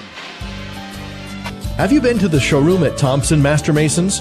If you're thinking about doing a masonry project, you need to stop by and check it out. Thompson's is located on the corner of Broadway and 11th in Sheridan with a showroom full of brick and stone samples. They offer both man-made and natural stone. As a matter of fact, Thompson Master Masons has the widest selection of stone, block, and brick in town. Wholesale or retail, contact Thompson Master Masons. Hello, this is Michelle Manival from the Sports Stop and Foot of the Bighorns, and you're listening to Sheridan Media Sports. Live from Sheridan High School, we've got a fun one. It's 19-20. Bronx down 1. A ton of scoring there in the first half as neither defense has an answer for either offense. And it's not that the teams are playing poor defense. They're just the offenses are executing better than the defenses. Bronx got hot, particularly Garrett Spielman. He had 8 in that first quarter. In the early going, he had all the points for the Bronx, but then Hamrick chipped in 4. Bateson had 3. DeGrange had 2. Nate Minor with 2. On the other side, Laramie had 3 guys score in the first half. In the first quarter, Bush hit a 3. Alexander had 6 points, and Summers had 9 points, and it's a 1-point lead for Laramie. They get the ball out of the quarter break. Pass goes to Smith. He's guarded by Hamrick. Smith hands off to number 10. That's McKinney. McKinney dribbles top of the key. Hutton is checked into the ball game for the Bronx. That's Tyler Hutton. Wears 21. He's a senior. Skip pass goes over to Alexander. Alexander looking inside for Summers. Boy, tough to answer for Summers. He lays it up and in. I don't know what he weighs, but it's got to be 260, and he has great feet. He's like a pass goes out of bounds. Hutton just threw it away. Bad pass from Hutton. Turnover by the Bronx.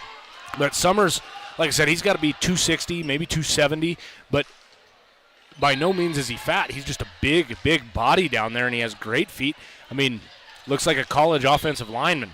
And Laramie turns it over. Minor comes away with it. Up the floor to DeGrange. DeGrange lays it up and in. Truman DeGrange with 4 points. Minor gets the assist, and it's 21-22. Bronx down 1. 7:22 to go here in the second quarter. Scores are brought to you by the Range team. Pass goes off to Smith. Now to Summers. Top of the key. He'll fire a 3. That doesn't go. DeGrange pulls down the board. DeGrange, bounce pass off to Bateson. Bateson across half court. Hands off to DeGrange. DeGrange left side. Works it to Minor. Minor's guarded by Summers. Looking inside. Minor off to Bateson. Bateson left wing. Penetrates into the paint. Double teamed. Little jump. Fakes the jump shot. Gets it out to Hutton. Hutton airballs everything out of bounds. Hutton had an open 3. Took it. Missed everything. The ball hits the baseline and out of bounds. So Laramie basketball. Second period, 6:49 on the Range scoreboard. Smith with it. Bronx show three-quarter court trapping pressure. Laramie breaks it easily as the pass goes down to Summers in the low block. Minor on him. Summers fires it up and in. 13 points for Summers. He averages almost 18 points a game, or just over 17 points a game, I beg your pardon. And he's already got 13 here in the game. Pass goes to Hamrick in the half court. He loses it. Smith stripped it away. Smith up the right sideline. Hutton gives chase. Smith stops at the baseline, and we have a travel. Smith drug his pivot foot, and the student section gives him the business right there. Smith traveled right in front of the student section along the baseline, and about 14 kids in camouflage gave the traveling signal. Smith runs back to the other end of the floor, and Bateson starts the offense for the Bronx. He brings it across half court. He's guarded by McKinney. Bateson, right side. It's Bateson, DeGrange, Hamrick, Haswell, and Minor on the floor for the Bronx. Bateson gets by McKinney, fires a shot, blocked away by Summers. I think they're going to get Smith for the foul. They do. So Smith and Summers were both on help side. Both came over. Summers blocked the shot, but Smith got him with the body, and Smith picks up his second foul. A technical also counts as a personal foul, so Smith with 2 fouls here in the first half. Bateson at the line shooting 2. Shot up off the front iron, that doesn't go. So the junior has a 3-pointer in the ball game, but missed that free throw. Bateson hasn't shot a ton of free throws this season, but he's only shooting 50% coming into the weekend. DeGrange checks out. Spielman back in. So Spielman, Hamrick, Bateson, Minor, and Haswell on the floor for the Bronx. Summers, Bush, Sanchez, McKinney, and trying to get the number, Alexander on the floor for the Plainsman. Second free throws up and in. Bateson with 4. Bronx trail by 2. 6 minutes to go. Summers around the back, gets past Bateson, across half court, kicks it over the right side. That's Bush. Now, 3-pointer from McKinney. Fired and good. Oh, boy, McKinney from the right wing. Not terrible defense, but he hit the 3, and now it's a 5-point lead for the Plainsman. Bateson near the volleyball line. He's working against McKinney. Hands off to Hamrick. Hamrick guarded by Bush. Hamrick gets into the paint. Stopped. Kicks it out Minor. He fires a 3 left wing. Good. Nate Minor. Nate Minor with 5. It's a 2-point game. Bronx down. Bush across half court. Hamrick gives chase. Bush kicks it out. Summers. Handoff back to Bush. Bush, couple dribbles, top of the key, kicks it off to McKinney. McKinney gets past Bateson. Fires a little floater in the lane over Haswell. That doesn't go. Summers with a tip up and in. Summers, good touch on that tip in. He's got 15. Hamrick, 3-point line. Kick it off Bateson. Bateson looking inside for Minor. Can't get it to him. They go Spielman. He'll fire a 3 right side. Good, Garrett Spielman. He has 11. 28-29. Bronx down 1. We're just trading baskets at this point. 28-29. 4:50 to go on the range scoreboard. Laramie breaks pressure. They get it to McKinney. McKinney, 3-point line. Wanted to pass. Didn't have anybody, so he just threw up a wild shot. Missed it. Rebound Bronx. Bateson across half court. Bateson gets to the 3-point line. Between the leg dribble. Dribbles between his legs again. Stops at the elbow. Hand off to Spielman. Spielman works right side. Now he gets to the baseline. Passes along to Bateson. Top of the key in the Bronx reset. Bateson guarded by McKinney. Bateson tries to drive baseline. He's cut off. Passes to Minor. Minor working against Summers. Minor along the baseline. Summers, good D, cuts him off. Goes to Bateson. Bateson into the paint. Little right hand baby hook up and in, and he's fouled. Connor Bateson with an and 1. He has 6 in the ball game.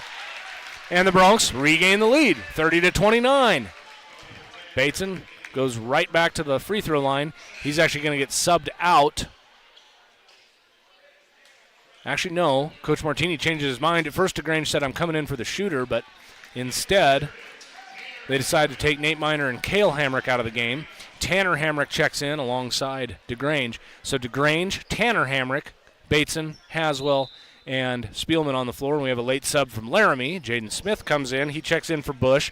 So you've got Smith, Blaze Getz checks into the basketball game. Summers, Sanchez, and Alexander on the floor for the Plainsman. Bateson finally gets the ball from the official, puts up the free throw. That goes. Bateson with 7, and it's a 2-point lead for the Bronx. 4:14 to go here in the first half. Summers and Smith trying to break pressure. Smith does easily, gets it across half court, guarded by Spielman. Pass goes to the corner, DeGrange guarding Sanchez. Pass goes to Smith, back to Sanchez, now down low. Back to the basket. Summers, he goes up for the shot, swatted away by Beck Haswell. Haswell's got to be giving up a good 70 pounds and probably 3 inches, maybe 4 inches to Summers. He went up and swatted that shot, but that's a tough assignment for anybody on the Bronx. But Beck Haswell, he's a D lineman on the football team. He'll take the matchup. Shot goes up by Laramie. They miss it. Summers, offensive rebound, shot up and good. Summers was 17 in the first half, and we're tied. Bateson across half court. Hand off to Tanner Hamrick. Now to Bateson. Bateson looking inside for Haswell. Doesn't have him. Gets it to Hamrick. Swing it over Spielman. Again, Tanner Hamrick on the floor. Cale Hamrick's on the bench. Brothers. Pass goes to Haswell. Haswell into the paint. Little step through. Fires a shot over Summers. In and out. Can't get it to go. Rebound ripped down by Alexander. Alexander in a tie ball game crosses half court. Passes it up the sideline to Smith. Smith fires a shot and gets it to go. Smith is in the scorebook, his first 2 in the ball game, and Laramie has a 2-point lead. 3:16 on the range scoreboard. Bateson in the half court. Smith comes out to guard him. Man-to-man from Laramie in the half court.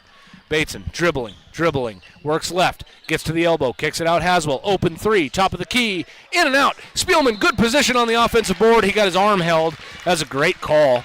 Spielman had position. Offensive rebound came right to him, and he couldn't grab the basketball because his left arm was being held by number 4, Gabe Sanchez. That is the... And actually, they call it on the shot. They're going to say Spielman, no, that's a tough call. The foul, it definitely occurred. I could see Spielman's left arm being held. They're saying Spielman was trying to put that thing back. So Spielman actually steps to the line to shoot 2. Spielman puts that up and in. He has 12 in the ball game.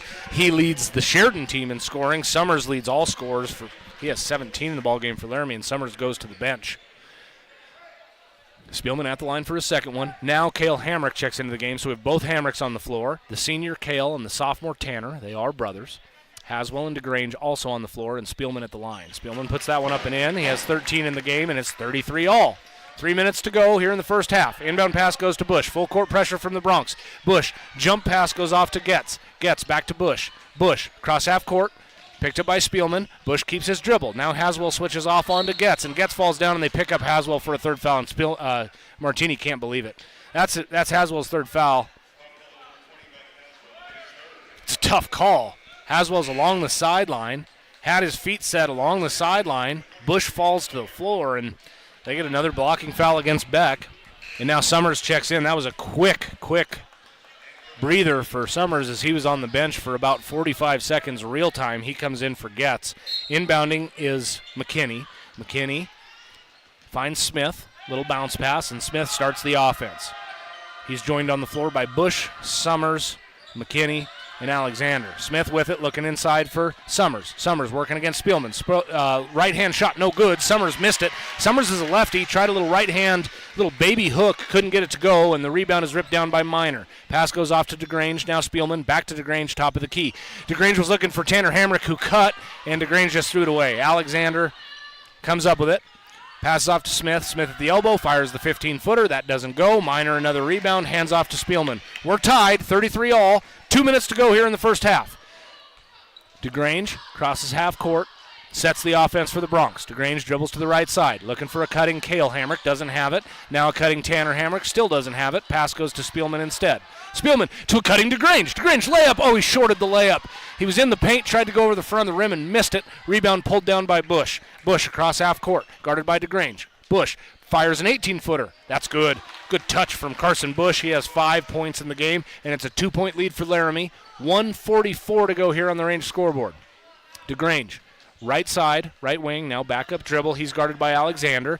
DeGrange looking for Spielman, gets it to Spielman, right wing, now to Tanner Hamrick, swing it over to his brother Cale. He'll fire a 3 from the corner, left side, no good. Rebound Alexander. Alexander walks it up, gets it to Smith. Laramie content to slow it up a little bit. It's been a fast-paced game.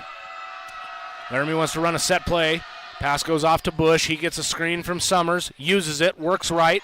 Behind the back dribble, DeGrange cut him off as Summers rolled, but he wasn't there. Pass goes off to Alexander, now to Smith. Swing it over Bush, now inside to Alexander. He's guarded by, to Summers, rather. Summers, great move, layup up and in. I mean, to see a kid that's listed at 6'8", probably 270, I just love his feet. I saw him last year at regionals. Super impressed with him. And on the other end, Tanner Hamrick turns it over. He was looking for his brother Cale down on the low block, and he threw it out of bounds. Cale moved as Tanner made a bounce pass, and Tanner checks out. Bateson into the game. Bronx down 4.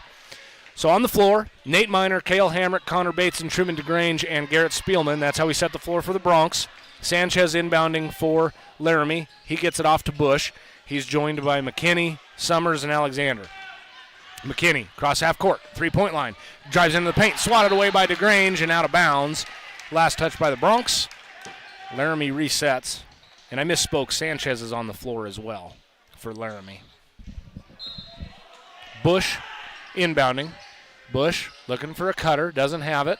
Outlets it to Summers in the corner instead. Summers guarded by the much smaller DeGrange. Summers along the baseline. DeGrange does a nice job cutting him off, forces a bad shot, and then gets the rebound. 37-33. Pass goes up to Hamrick. Hamrick, nice pass to Minor. Layup up and in, and it's a 2-point game. Bronx down 2, 37-35. Nate Miner with 7 off the bench for the Bronx. Bush slowly walks it up with 19 seconds on the clock. Bush just going to hold it near half court. This is how they ended the first quarter. They're going to run a set play. Summers was able to hit a 3 at the end of the first quarter. They run the same play. They get it to Summers at the three-point line. This time he drives. Spin move in the paint. Off the glass. No good. Hamrick rebound with 3. 2. Hamrick fires a shot from half court. It's online. Off the glass. No good. And the Bronx go to half down 2, 35-37. What a fun, fast-paced game this has been. We'll take a break and bring you your halftime show. You're listening to Bronx Basketball on 1410 KWIO and 106.9 FM.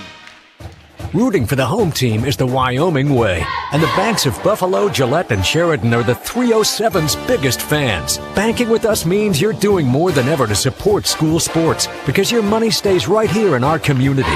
We're proud to recognize our hard-working athletes with youth sponsorships, and the local difference means the familiar faces you know and trust for your banking needs are the same ones cheering with you up in the stands. BuffaloFed.Bank. Member FDIC, Equal Housing Lender.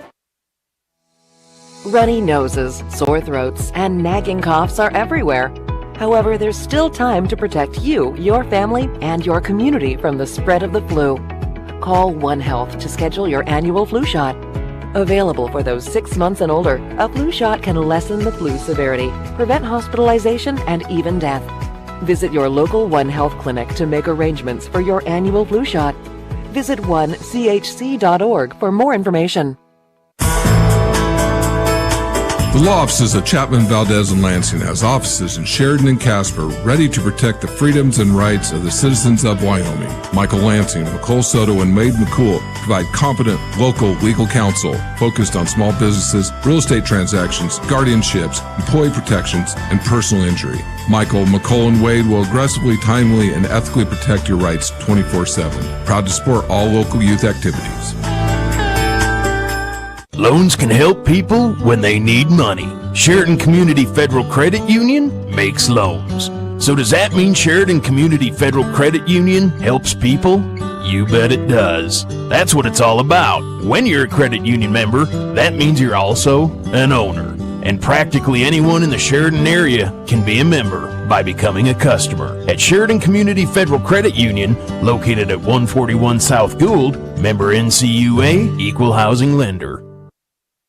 Hi, this is Jeff Tomlinson with Stiefel Financial, and you're listening to Sheridan Media Sports. Live from Sheridan High School, I'm Aaron Lagaki. It is halftime of the Bronx and Plainsman game. Bronx are down 35-37, a really fast-paced game, a fun game to call, a fun game to watch for the Bronx. And I am joined by head coach of the Lady Bronx, head coach Ryan Sullivan. And Coach, I think this weekend maybe did a little bit to maybe forget or put behind the weekend, last weekend in Cheyenne. Your girls looked more like the normal team. Last night you come out and you defeat South. Today you come out against a pretty decent Laramie team. You win by 16 points. Yeah, Laramie's good. They're talented. They got 2 kids that will probably be all-state kids that are bugger to guard, and I was more, obviously we played way better offensively this weekend, but I was really, really pleased with our defensive effort today. We gave up too many in the second half, but overall, for us to play the way we did defensively, I think we gave up 18 in the first half. Which, You're right. Yep. That's if we hold the team under 40 points or near 40 points, we're going to be a tough out. So I'm happy with that effort today for sure. Well, and that's something in basketball where it's like, okay, do you go out and you let the kids? I mean, you don't let them ever, but hey, do we key on everybody else or do we key on the stars? And if you look at what you guys did today, you're exactly right. You gave up 20 to Forey. You gave up 10 to Shipman.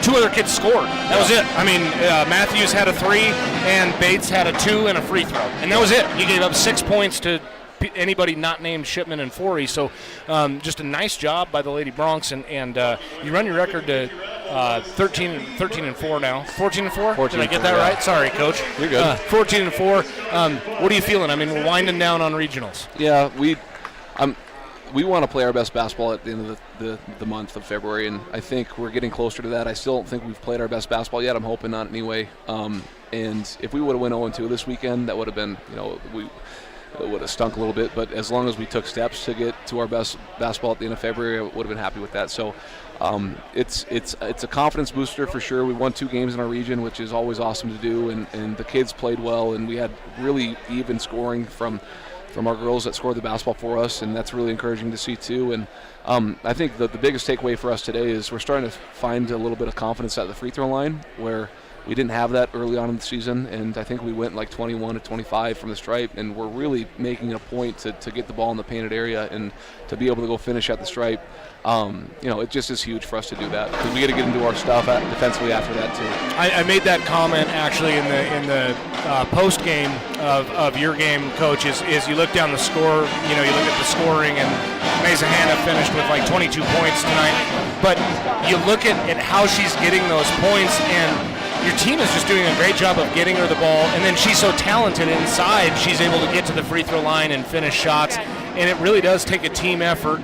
And offensively, I just thought you guys took care of the ball so well today and made great passes into Hannah, which is, why wouldn't you go to the 3rd leading scorer in the state regularly? Well, and honestly, teams are going to have to decide how they want to guard us. We play in the first quarter, and we have a really great first quarter, but after the first quarter, they face guard Adeline, and when you do that, you're taking away help defense on the post, and we got a lot of kids that, Allie's a bugger off the bounce. If you're not going to help off of Adeline, she's going to chew you up a little bit. And Avery's shooting the ball well now and finding a lot of confidence from the perimeter, and she's a true 3 and defensive player for us, where if people if they're gonna help off of Avery now, she's a bugger. And I trust Allie to shoot the basketball. Penn's starting to really find her stride, shooting the basketball as well. She shot the ball well yesterday, and all week long she's getting more confident in her shot. And we knew that would kind of happen the more she played this season. And then we got kids like, again, Kaylee had good minutes for us today, and she's coming along. And Cameron had a really good stretch of minutes for us today, where they kind of went on a run, and Cameron goes and makes a great find to Mesa, and I think it was 9, and then all of a sudden in 2-3 possessions we get it back up to 16 because Cam makes that pass to Mace where she gets an and one, then Avery comes down and gets a 3, and then all of a sudden we're in our defensive, we're changing up defenses because we're scoring the basketball well, and it's nice to see us play complementary basketball. Well, I'm joined by head coach Ryan Sullivan. Lady Bronx win today 52-36. They defeated South last night. We are at halftime of the boys game. Boys, Sheridan Bronx are down by 2, 35-37. Coach, you talk about the players off the bench. I know what your goals are for the season. You guys want to hoist that trophy at the end of the season. How important is it, not necessarily to get 10 points off the bench, but to get just solid play, get good minutes so you can get your starters a breather, play solid defense, take care of the basketball? That's what it takes to be a state championship team, does it not? Yeah, we played in the semis last year, and we only played 6 kids in that game, really, and we go to OT, and we were gassed, and that was a tough one for us, so we've got to build depth there, and I think our kids, it's hard for our kids sometimes to kind of understand what their roles are, just because Cameron didn't do anything wrong today to come off the floor. Cameron played really good minutes for us, but we went to our starting 5 down the stretch, and we closed out the game that way. But Cam did nothing wrong. We went to our starting 5, and for us to be able to give our kids a blow when they need them and be fresh down the stretch, that's what it's going to take. I think we're shooting the ball much better from the free throw line and from the perimeter because we are fresher. And to be able to get minutes from Kaylee and to get minutes from Cam, and Sid's been playing some minutes for us, and Newt was out today, but she's been playing some minutes for us. So just building confidence in those kids to go and buy into what their role is, and when your number's called, be ready. And Coach, final question. Next week's a big week. You're back into quadrant play. You get Campbell at home, and then you get Thunder on the road. This is a good springboard for you this weekend. What are you looking for from your girls? I think we're ready to play those guys again.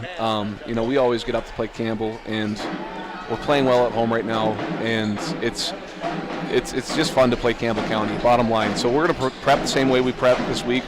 We scouted South really well. I thought we scouted South pretty hard and watched the tape on them and worked our zone stuff all week. And we're not necessarily going to change our approach this week. I thought the kids had a really good week of practice because they were hungry. We got humbled a little bit last weekend. And I'm eager to see how they respond to success, because it's a little easier to come in the gym and take coaching when we didn't have a great weekend. But if we feel really good about ourselves, are we eager to take coaching and get better this weekend? I think we will be. Well, that's great. This head coach Ryan Sullivan. Coach, we appreciate the time. We're at halftime of the boys' games. Good job today. Thanks, Aaron. Go Bronx. Once again, head coach Ryan Sullivan joined us for halftime.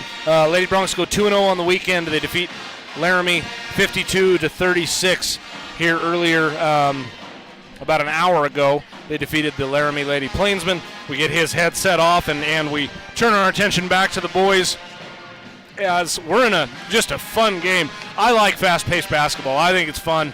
Neither team is playing necessarily poor defensively. What's happening is they're playing really good offense, and they're shooting high percentages. The Broncs trail 35-37. We'll run down the scoring because halftime, after being joined by head coach Ryan Sullivan, we are a little bit, we're getting close to the actual start of the second half. Run down the scoring for Laramie real quick.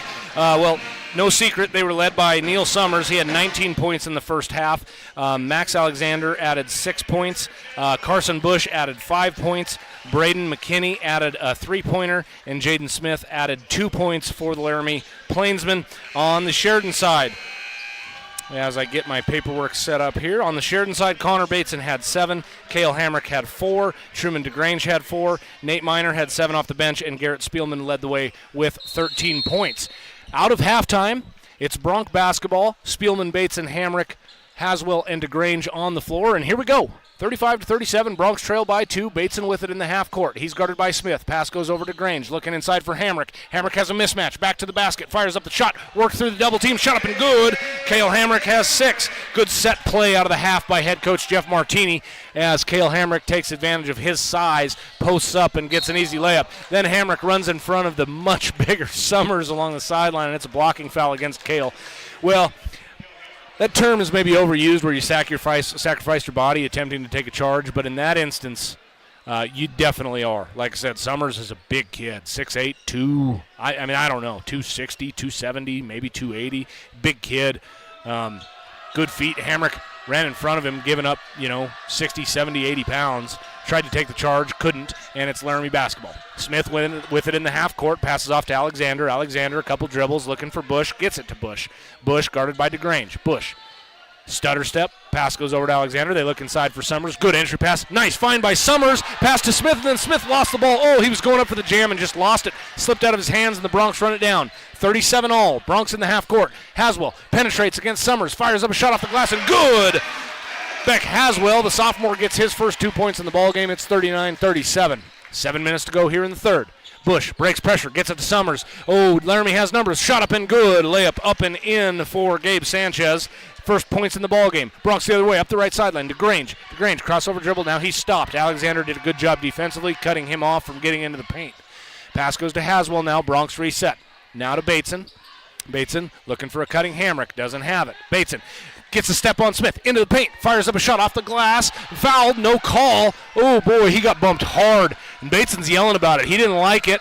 That was a missed foul. Bateson went up, changed the shot, missed it. Ball on the floor. Spielman reaches in, and maybe the refs let that reach in go because they missed one on the other end. Pass goes to Haswell. Fires a shot. No good. Smith pulls down the board. Tie ball game. Laramie basketball. Bush across half court. Stopped by Hamrick. Skip pass goes over to Sanchez. He'll fire a 3. Left side. No good. Spielman, long rebound. Spielman dribbles it across half court. Now to Hamrick. Left side. Hamrick barrels into the lane. Fires up a shot. Ball's knocked out of bounds. Last touched by Bush and out of bounds. Bronc basketball. Hamrick was dangerously close to traveling. He was a little too far from the hoop when he started his attempt at the rim and smartly went up and kind of let the ball loose, and then Laramie touched it and went out of bounds. Inbound pass goes to Spielman. He's on the right wing. One dribble. Gets into the paint. Fires a shot off the glass. Can't get it to go. He fights for the offensive board. Touched it out of bounds.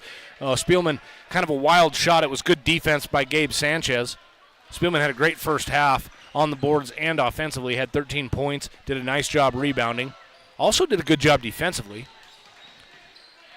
But couldn't get that one to go here in the third quarter. Pass goes to Smith in the half court. Oh, wide open Alexander from the corner. In and out. Ball bounces around. Who comes down with it? Laramie does. Laramie shot up and good. That's Sanchez. Oh, Haswell had a chance at the rebound. It was a little bit out of his reach. Tipped it. And then Sanchez came away with it and had an easy bucket. And it's 41-39. Laramie leads. Bateson in the half court. He's guarded by Smith. Bateson hands off to DeGrange. The junior passes off to the sophomore Haswell. Looking inside. Hits a cutting DeGrange. Back to the basket. Shot up and layup up and no good. We've got a push. And they're going to put DeGrange at the line. Again, that's the second time tonight I've been a little bit surprised at the officiating. where they're allowing Sheridan to shoot 2 free throws. Thought that foul happened on the floor against Smith. That's his third, by the way. Jaden Smith with his third foul. And DeGrange goes to the line. DeGrange with just 4 points in the first half. Shot up and good as he hits that one. DeGrange, good free throw shooter. Good shooter overall. He's got nice touch. First free throw goes. DeGrange with 5 in the ball game, and it's 40-41. Second free throw up and in, and we're all tied again. Back and forth game this has been. 5:15 to go in the third period. Laramie breaks pressure. Pass goes off Sanchez. Sanchez kicks it out Alexander. He has an open 3. Missed it badly. DeGrange pulls down the rebound. Good rebound by the junior. Passes off to Bateson. Bateson across half court. Back to DeGrange. Oh, open 3 right side. Bang! Truman DeGrange. Bronx have a 3-point lead, 44-41. Bush with it, pass off to Summers. Summers across a half court, picks up his dribble, ball knocked away by Hamrick, gets it to DeGrange. DeGrange, chance for a layup, lays it up and in. Truman DeGrange with 11. 46-41. Well, Hamrick started that play. DeGrange and Hamrick were both applying the double team. Hamrick knocked it away, tipped it up to DeGrange. He lays it in. The other way Laramie goes. Shot from the corner, no good. Rebound, Sheridan. Sheridan's up 5. Martini wants DeGrange to push the issue. DeGrange across half court, gets to Bateson, looking inside, nothing there, and now Martini decides he wants to back it out and run a set play. Bronx spread it out. Now they're just isoing. 4 Bronx on the left side of the floor. Now some screens are being set. They're looking for Hamrick. Bateson drives, gets to the elbow, kicks it out DeGrange. DeGrange fires a 3. That's an air ball. Haswell gets the board. Shot up, blocked away by Summers, and we have a jump ball. Jump ball possession arrow goes to Laramie. Haswell had a good look at that one off the air ball from DeGrange. And Summers just blocked it away. Like I said, Summers has given up several inches, and we've got a timeout Laramie. And we're going to pause. It's just a 30-second timeout, so we'll leave it here. 46-41. Biggest lead in the ball game for Sheridan so far. Sheridan was down 2 at half. They've come out. DeGrange got hot. Had 6 points here in the third quarter. 4:01 on the range scoreboard. Good game. Teams are playing well. They're taking care of the basketball. They're taking good shots. I love watching basketball like this. Now the tempo maybe favors Laramie a hair. Laramie's the leading scoring team in the state. Sheridan sits around 5th. So that up-tempo style, quick shots, maybe favors Laramie a little bit. But keep in mind, Sheridan's very athletic. I think they can play an up-tempo style of game, and they do have a 5-point lead right now. You just hope they don't get too sped up. Occasionally that's what happens. If you get into a fast-paced game, you're not used to playing quite that pace, start seeing turnovers. So far, Sheridan has not done that. We'll see what happens the remaining 12 minutes of the ball game. Out of the timeout, it's Laramie basketball. Laramie across half court, it's Bush. He gets it off to Summers. Summers top of the key, guarded by DeGrange. Summers, a couple dribbles, good pass to a cutting Alexander. He can't handle it, and DeGrange comes away with it. DeGrange, bounce pass to Bateson, left side. Bateson gets to the middle, pass off to Hamrick. Shot swatted away by Summers. He didn't like that call at all, and Hamrick will go to the line to shoot 2. And honestly, I'm not sure about that call either. Hamrick went up to the rim. Summers, again, he's taller than everybody on the floor, significantly taller than Hamrick, and he just swatted that thing away, and he just mouthed no way to the other official. Not to the official that called it, but to the other official. And yeah, Sheridan gets a favorable call there, and Hamrick fires the free throw and missed it. Hamrick, of course, a good free throw shooter, missed that one. And that's where you just say the ball doesn't lie. You call a foul, free throw doesn't go. Say, it wasn't a foul. Summers, just his first foul in the game. Hamrick at the line for his second free throw. That one does go, so Hamrick with 7 in the ball game. 47-41, it's a 6-point lead for the Bronx. Biggest lead so far. Bateson D'ing up Bush. Bush trying to get away. Now crosses half court up the sideline. Bush, back up dribble at the 3-point line. Gets it to Summers. Summers hands it back off to Bush, and Laramie calls out a set play. Bush, bounce pass goes over Sanchez. Sanchez guarded by Hamrick. Sanchez over on the left wing, swings it to Bush. Bush looking inside for Summers. Entry pass to Summers. He catches it. Shot up over Minor. No good. Minor rips down the board. Good rebound by the sophomore, Nate Minor. Gets it off to Bateson across half court. Bateson Couple dribbles, looking for DeGrange, gets it to Spielman, left corner instead. He's guarded by Sanchez. Spielman drives baseline, one dribble, skip pass over to Minor at the three-point line, right wing. He'll fire a three over Summers, in and out. Spielman gives chase, can't quite get it. Bush comes down with it for Laramie, and Laramie basketball with under 3 to go here in the third period. 47-41, Bronx up 6. Pass goes to Summers, top of the key. He's guarded by Minor. Minor tips it away. Summers picks it back up, gets it over to Bush. Bush wants a screen from Summers. Gets one. Now a little screen and roll. Pass off to Summers, up and in. Summers has his first points of the second half. He has 21 total in the game. Nice give and go from Laramie. And it's a 4-point game. Bateson with it. Breaks pressure. Gets it to Spielman. Spielman underneath. Shot up in. No good, but he's fouled. Oh, Spielman had it right there. The ball hung on the rim for a second. Thought it was going to go down. It doesn't. So the senior goes to the line to shoot 2 free throws. Spielman had 13 in the first half. Really was the catalyst offensively for Sheridan.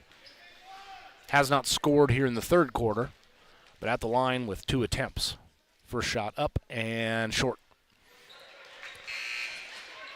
Well, in a tight ball game, free throws are going to be super important. Bronx shot well from the free throw line in the first half. Second half, not so much. They're 1 of 3.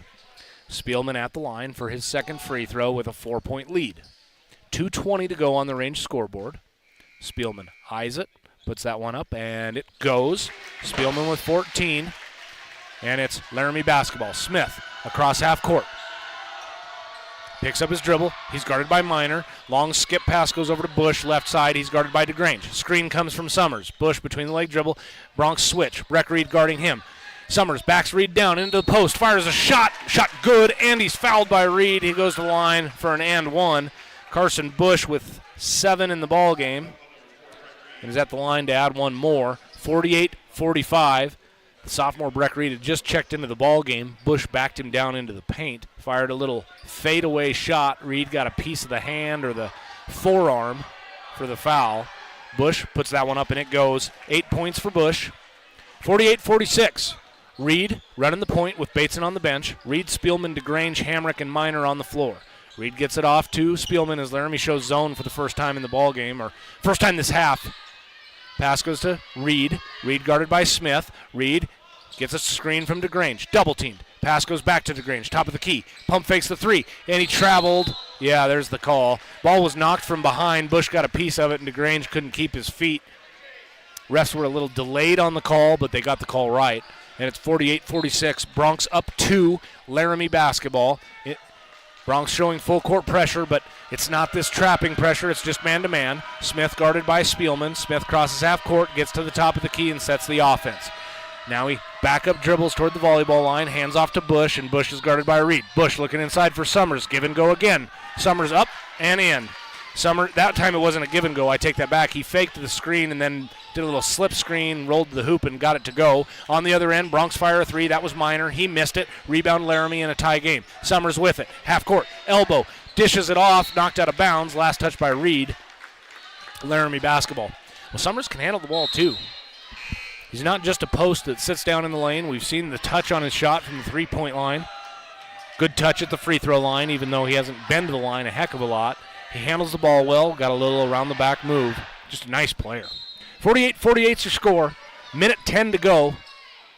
Bush inbounding. Passes off to Smith, left wing. Smith working against Minor, blows by him, gets to the low block. Minor recovers now, fires a fader, no good. Rebound Hamrick. Hamrick up the left side, streaks up the left side, gets to the low block, fires a shot up, no good. And tip in Nate Minor. 9 points for Minor. Bronx with a 2-point lead. 51 seconds to go. McKinney with it. Passes off to Bush. Bush guarded by Reed. Bush near the volleyball line, 35 feet from the hoop. Passes it off to Summers, top of the key. He's guarded by Haswell. Pass goes left wing. Smith guarded by Hamrick. Now to Bush. Now inside Summers. Haswell jumps in, knocks the ball away. That's his 4th. And the assistant coach jumps up. He's actually yelling at Breck Reed, not at the officials. That's the assistant coach for Sheridan, Rafe Durham. He actually stood up to yell at one of the players, not the official on the call. Haswell picks up his 4th foul. Cale Hamrick checks out as well. So Spielman, Breck Reed, Connor Bateson, Nate Minor, and DeGrange on the floor for the Bronx. Smith inbounding. Kicks it off to Bush. Bush at the Thought about the three from the left wing, dribbles and set, gets by Reed, gets into the paint, fires a floater. That doesn't go. Spielman pulls down the board, off to Bateson. Bateson up the right sideline. Now he slows it up once he crosses half court, looking to Spielman. Now he looks over to Coach Martini. They want to set play. Bateson, where's that number 1? Handles the point guard duty near the Bronc head between the late dribble. Got Smith going backwards. Now fire a three. Up and good! Huge three from Connor Bateson. He has 10 in the game. 53-48, 4 seconds to go. Smith with it into the paint. Kicks it out. Three-pointer fired and nailed it. Oh my goodness, what a huge shot from Gabe Sanchez. Buzzer beater from Sanchez. 53-51. Broncs take a lead into the fourth quarter. We'll take a break. Come back with fourth quarter action. You're listening to Bronc Basketball on 1410 KWIO and 106.9 FM. If you have employees coming to stay for an extended time in Sheridan, make them feel at home with a room at the Candlewood Suites. These extended stay rooms feature fully equipped kitchens, including a microwave, full-sized refrigerator, dishwasher, stovetop, even pots and pans, and free guest laundry. Did I mention the outstanding view of the Bighorns? Book your reservation with the Candlewood Suites and relax knowing they'll have more than just a room. They'll feel right at home. Call 307-675-2100. Hi, this is Brent Wolf with Sheridan Motors, and you're listening to Sheridan Media Sports. Live from Sheridan High School, I'm Aaron Lagaki. This has been a great game. It's 53-51. The offenses are clicking. The defensive effort is there. They're not able to stop the offenses. Summers is a beast down low. He's got 23 points in the ball game. For Sheridan, it's been much more distributed evenly. Garrett Spielman with 14, Connor Bateson with an enormous 3 before the end of the third quarter, but then Laramie goes down with 3 seconds and answers as Gabe Sanchez hits a 3, and we're at 53-51. Stay tuned. We're in fourth quarter. Bronc basketball, Minor inbounds to Bateson, and here we go. Bateson. Right side passes off to Breck Reed. Now to Truman DeGrange. DeGrange over to Minor. Minor looking inside. Finds Spielman. Low block. Spielman shot up. Good, and he's fouled. Spielman goes to the line on the foul from Sanchez. Shot up and good. Spielman has 16 and has a chance for the and one. Broncs lead by 4. 7:48 to go on the range scoreboard. Set the floor for Laramie. It's Bush, Summers, Smith, Alexander, and Sanchez. Spielman at the line, shot up and good. He has 17, 56-51, Broncs lead. Three-quarter court trapping pressure from the Broncs. Smith and Summers in the forecourt. Summers gets ahead of steam, crosses half court, double teamed, but he can look over the double team, passes off to Bush. Now goes to Smith, top of the key, swing it over Summers, left wing, behind the back dribble, working against Reed. Kick it out to Sanchez, wide open 3, left side, bang! Gabe Sanchez with another 3, and it's 56-54. Bateson across half court. Broncs up 2. Bateson passes it off Spielman. Spielman about 35 feet from the hoop, left wing. Now to Bateson. Swing it over right wing to DeGrange. DeGrange to the high post to Minor. Now to Bateson. Bateson working against this zone. It's a 1-3-1 zone from Laramie. Pass goes to DeGrange. Back to Bateson. Broncs being patient this possession. Smith is the top of this 1-3-1. They're trying to get the ball to the high post. They do. It's Minor. Minor backs out to the three-point line to Bateson. Bateson bounce pass to DeGrange. Now to Minor. He'll fire a 15-footer. Hard. Rebound Sanchez. Sanchez skied for that one, and it's 56-54. Broncs up 2, 6:42 to go. Bush picked up by Reed as he crosses half court. Bush working left. Passes off Smith, guarded by DeGrange. Dump it down low to Summers. Back to the basket, working on Minor. Good move. Kicks it out to Sanchez in the corner. He fires another 3. Rebound Minor. Well, Sanchez hit a couple threes in a row. Had a good look from the right corner this time. The last couple were from the left side. Missed that one short, and Minor pulls down the board. Bateson with it at the Bronc head, at half court. Man-to-man from Laramie this time. Bateson passes off to Spielman. He gets it back, guarded by Smith. Gets a screen. Bateson working right. Smith pushes him back left. Bateson hands off to Spielman. Now over to Reed. Reed, left-hand dribble, top of the key. Kick it over to Spielman. He'll fire a 3 over Sanchez. Bang! Garrett Spielman! 20 points for Garrett. 59-54, and based on this game, I wouldn't be surprised if Laramie went down and hit a 3. Smith with it, top of the key, off to Sanchez. Sanchez to Summers, top of the key. He barrels down against DeGrange. Double team comes. Summers kicks it out. Sanchez fires a 3, top of the key. No good. Ball bounces around. Smith with the rebound. Oh, he skied for that one. Tipped it to himself. Pass goes to Sanchez, cutting in the lane, and he's fouled. We'll see. I think they're going to get this on the floor. I think they should get this on the floor, but no. Well, the Bronx have had a couple that I thought the foul should have been on the floor. Same thing goes here. As Sanchez dove into the lane, he was raked across the arms before he went up for it, but they give him 2 free throws, so Sanchez at the line, shot up no good. 59-54, Bronx lead. Haswell and Cale Hamrick into the game. Reed out, Minor out. So it's starters on the floor for Bronx. For the Bronx, Spielman, Haswell, DeGrange, Hamrick, Bateson. It's Sanchez at the line. Alexander and Summers on the floor, as well as Bush and Smith. Second free throw up from Sanchez. That one goes. He has 11 in the game, and it's 59-55. After the made free throw, Sanchez checks out. And who came into the game? That's McKinney. McKinney checks in, the 6'1 junior for Laramie. 4-point lead for the Bronx. Bronx basketball. Bateson gets it to Spielman. Working against a zone. In the half court, Spielman to Bateson. Now to Haswell, top of the key. Swing it over Spielman on the wing. Now to Hamrick, short corner. Out to Spielman. He fires the 3. No good. Haswell jumped early and couldn't get the offensive rebound. Bush pulled it down and brings it across half court. 4-point lead for the Bronx. Bush behind the back dribble. Over to Smith. He burns by DeGrange. Low block up and in. Oh boy, Smith just put Truman DeGrange on roller skates and laid that one up and in along the baseline. 59-57. Bronx up 2. Spielman with it. Kicks it off Bateson. Bateson top of the key. Well, Laramie's going 1-3-1 zone on makes, and the ball's touched by Bush, and then it was touched by Spielman and out of bounds. Oh, it was a skip pass from Hamrick. Bush got just a finger on it, changed the trajectory of the basketball, and Spielman touched it and out of bounds. And we have a timeout by Sheridan with a 2-point lead. It's a full timeout, so we'll take one with them. You're listening to Bronx Basketball on 1410 KWIO and 106.9 FM. Moss Holders Design Center proudly supports our young student athletes in Sheridan County. Being a member of a successful team takes determination, a strong work ethic, and great leadership. It's those qualities that have defined Moss Holders over the last 115 years in Sheridan. We're proud of the Moss Holders legacy, and we're proud of our local athletes and coaches. Let the talented and hardworking staff at Moss Holders help you with your next furniture purchase or design project. Moss Holders wishes each and every team the best of luck this season. Go Bronx and Lady Bronx. This is Dr. Michelle Meehan, and you're listening to Sheridan Media Sports. Live from Sheridan High School, I'm Aaron Lagaki. We have got a barn burner going, 59-57. Sheridan leads, 4:51 to go here in the fourth quarter. Good turnout at the Sheridan High School gymnasium. Student section's about half full.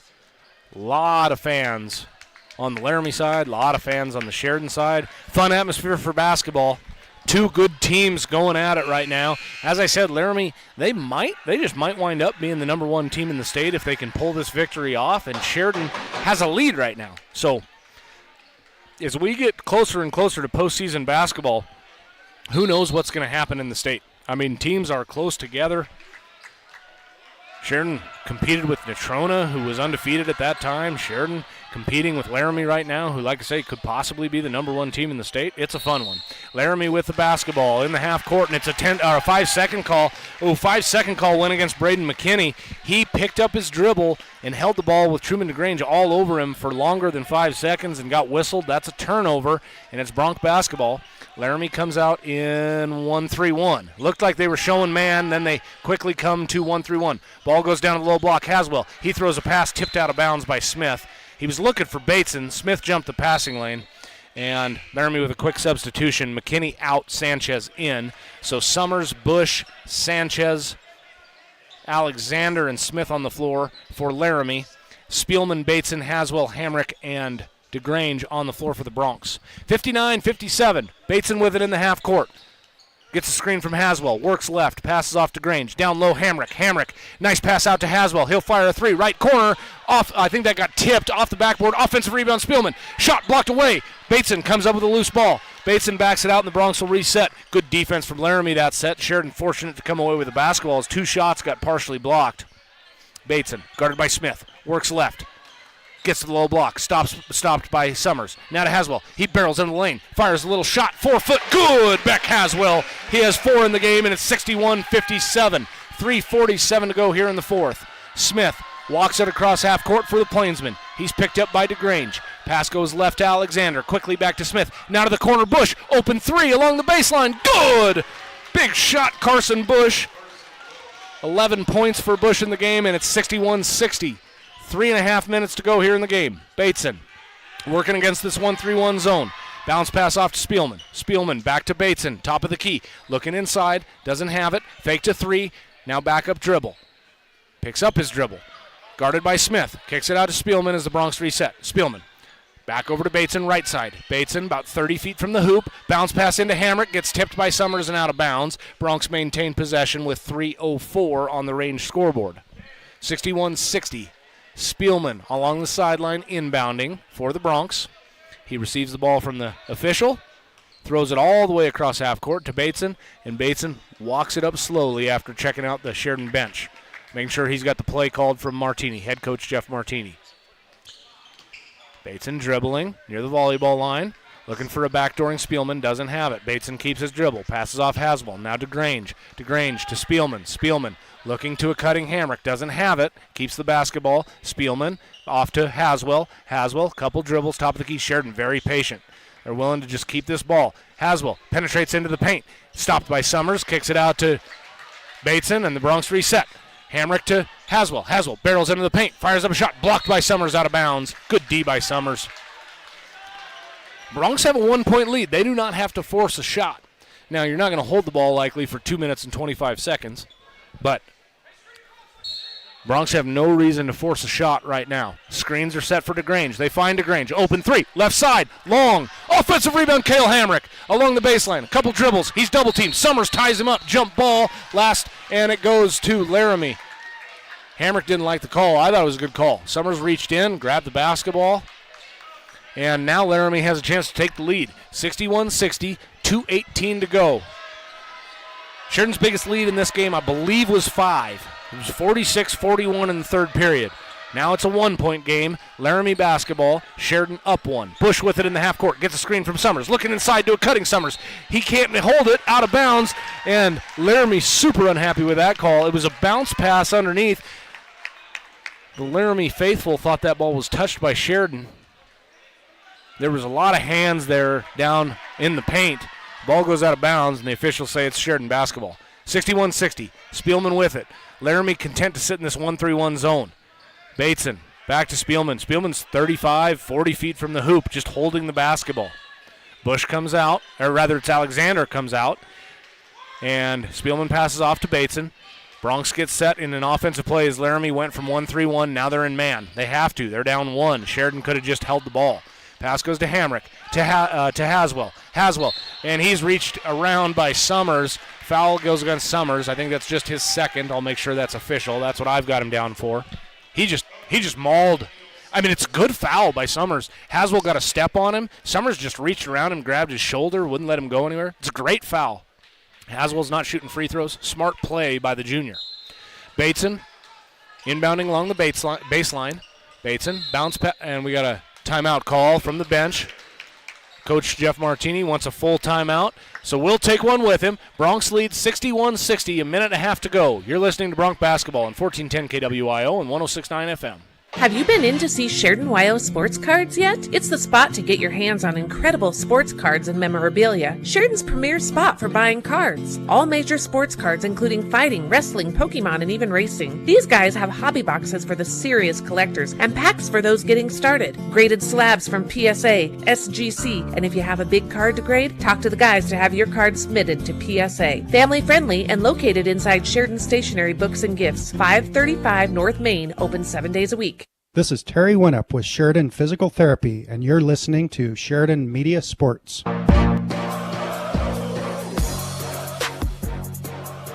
Live from Sheridan High School, Aaron Lagaki with you. Bronx lead 61-60.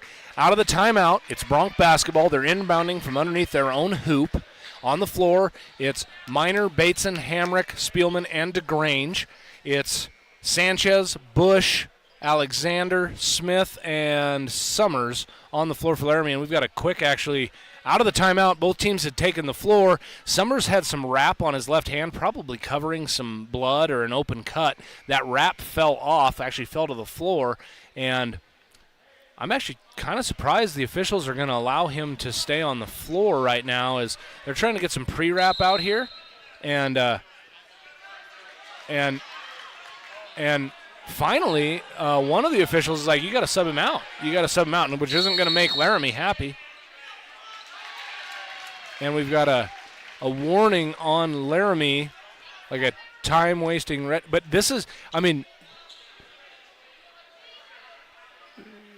the official's actually correct in this situation. I mean, in that situation, he already had wrap on, and then out of the timeout, they take an extra minute and a half trying to wrap him, but they allow Summers to stay in the game, and honestly, that's a good thing. I mean, I think the call was right by the official, but Summers is ready to play, and Sheridan inbounds the ball to Spielman. Spielman passes it off to Bateson, 61-60. Minute and a half to go. Bateson with it, right wing. Bateson hounded by Smith. Back up dribble, goes to DeGrange. DeGrange looking inside for Hamrick. They have it. Hamrick, layup up and in! He's got 9. Good pass. And the Bronx lead by 3. Smith with it. Left wing, gets it to the corner. Back to Smith. Now to Bush. Bush swings it over to Alexander. Open 3. Over to DeGrange. He fires it, and he's fouled by DeGrange. Oh, DeGrange didn't let him land. That puts Alexander at the line to shoot 3, and Alexander, a good free throw shooter. We might have a tie ball game after these 3 free throws. Holy cow. Alexander has 6 points in the ball game. He's a 76% free throw shooter. He's a good three-point shooter, as I said in the first quarter. Three-point shooters tend to be good free throw shooters as well. Laramie down 3 with 1:04 to go. Alexander at the line, puts it up off the front iron, and it rolls in. Alexander with 7. He has 2 more free throws upcoming in a 2-point ball game. Alexander receives the ball from the official. Sheridan band trying to make him look. They're trying to get him to look or laugh or something and miss a free throw. He keeps his eyes on the rim, puts that one up and in. He's got 8 in the ball game and has 1 more free throw upcoming. Boy, you got to let the three-point shooter land. DeGrange did not, and it was a foul on DeGrange, and Alexander ties this thing up. He hits all 3 in that trip. 63-63. 1:01 to go on the range scoreboard. Bateson with it, across half court. Working right sideline, goes to DeGrange. DeGrange, pass to Hamrick, guarded by Bush, over to Spielman. Open 3, passes down low to the block to Minor. Minor, back up dribble, lost it, runs it down. He's at the three-point line, goes to Bateson, 45 seconds. Bateson, top of the key. He didn't see it cutting Hamrick. Bush fell down, Hamrick was cutting and didn't see it. He was looking over the bench for the set play. Now there's 36 seconds. Bateson with it, 63-63. Pass goes off to Hamrick. Hamrick, bounce pass to Minor. Ball's on the floor. Minor comes up with it to Hamrick. No, ball stolen by Sanchez. Sanchez right side, dunk, up and in. Big jam from Gabe Sanchez. It's 63-65. Bronx down 2, 17 seconds. Bateson across half court, timeout by Martini. Martini wants a foul call on that steal. Minor had it, was looking for Hamrick, passed it over to Hamrick. Hamrick had his hands on the basketball. Sanchez jumped the passing lane, got his hands on the basketball as Hamrick was receiving that ball, and Sanchez went down for the dunk. And Laramie has a lead once again, 65-63. 14.6 seconds to go. Timeout on the floor. It's a full timeout, so both teams are at their benches. Both coaches going over. Coach Martini obviously going over the play they want to run, right? They're down 2. You don't have to have a 3. Certainly, whatever set play they're drawing up, they're going to have a three-point shooter in the corner. Probably going to try to get into the paint, draw help, look for an outside shot. The problem is, Hamrick's had success posting up. The problem is Summers is in help side, so if Hamrick beats his guy, Summers is still there. Now, Hamrick's been able to capitalize it on a couple of times because they've been able to draw Summers out, but here's where the chess match starts. What does Coach Martini do? What does Laramie do? What did head coach Drew Evans draw up for Laramie? It's starters on the floor for the Bronx. Haswell, DeGrange, Bateson, Spielman, and Hamrick. Bush, Summers, Sanchez, Smith, and Alexander on the floor for Laramie. Spielman inbounding, gets it to Bateson, and the clock starts with 14 seconds. Pass goes off to DeGrange, right wing. Now to Haswell. Near the elbow, cutting Spielman, layup, up and in! 6 seconds to go. Laramie with it, and a timeout by Coach Evans. Great play call, great assist. Spielman on the cut. Nobody from Laramie covered him. 22 points for the senior Spielman, and it's 65-65. 4.6 seconds to go. Timeout by Laramie. What a fun basketball game. Holy cow. This has been a blast. Two athletic teams, two skilled teams just going at each other. 65-65. Laramie will have the basketball. They have the length of the floor to go, so that's 94 feet.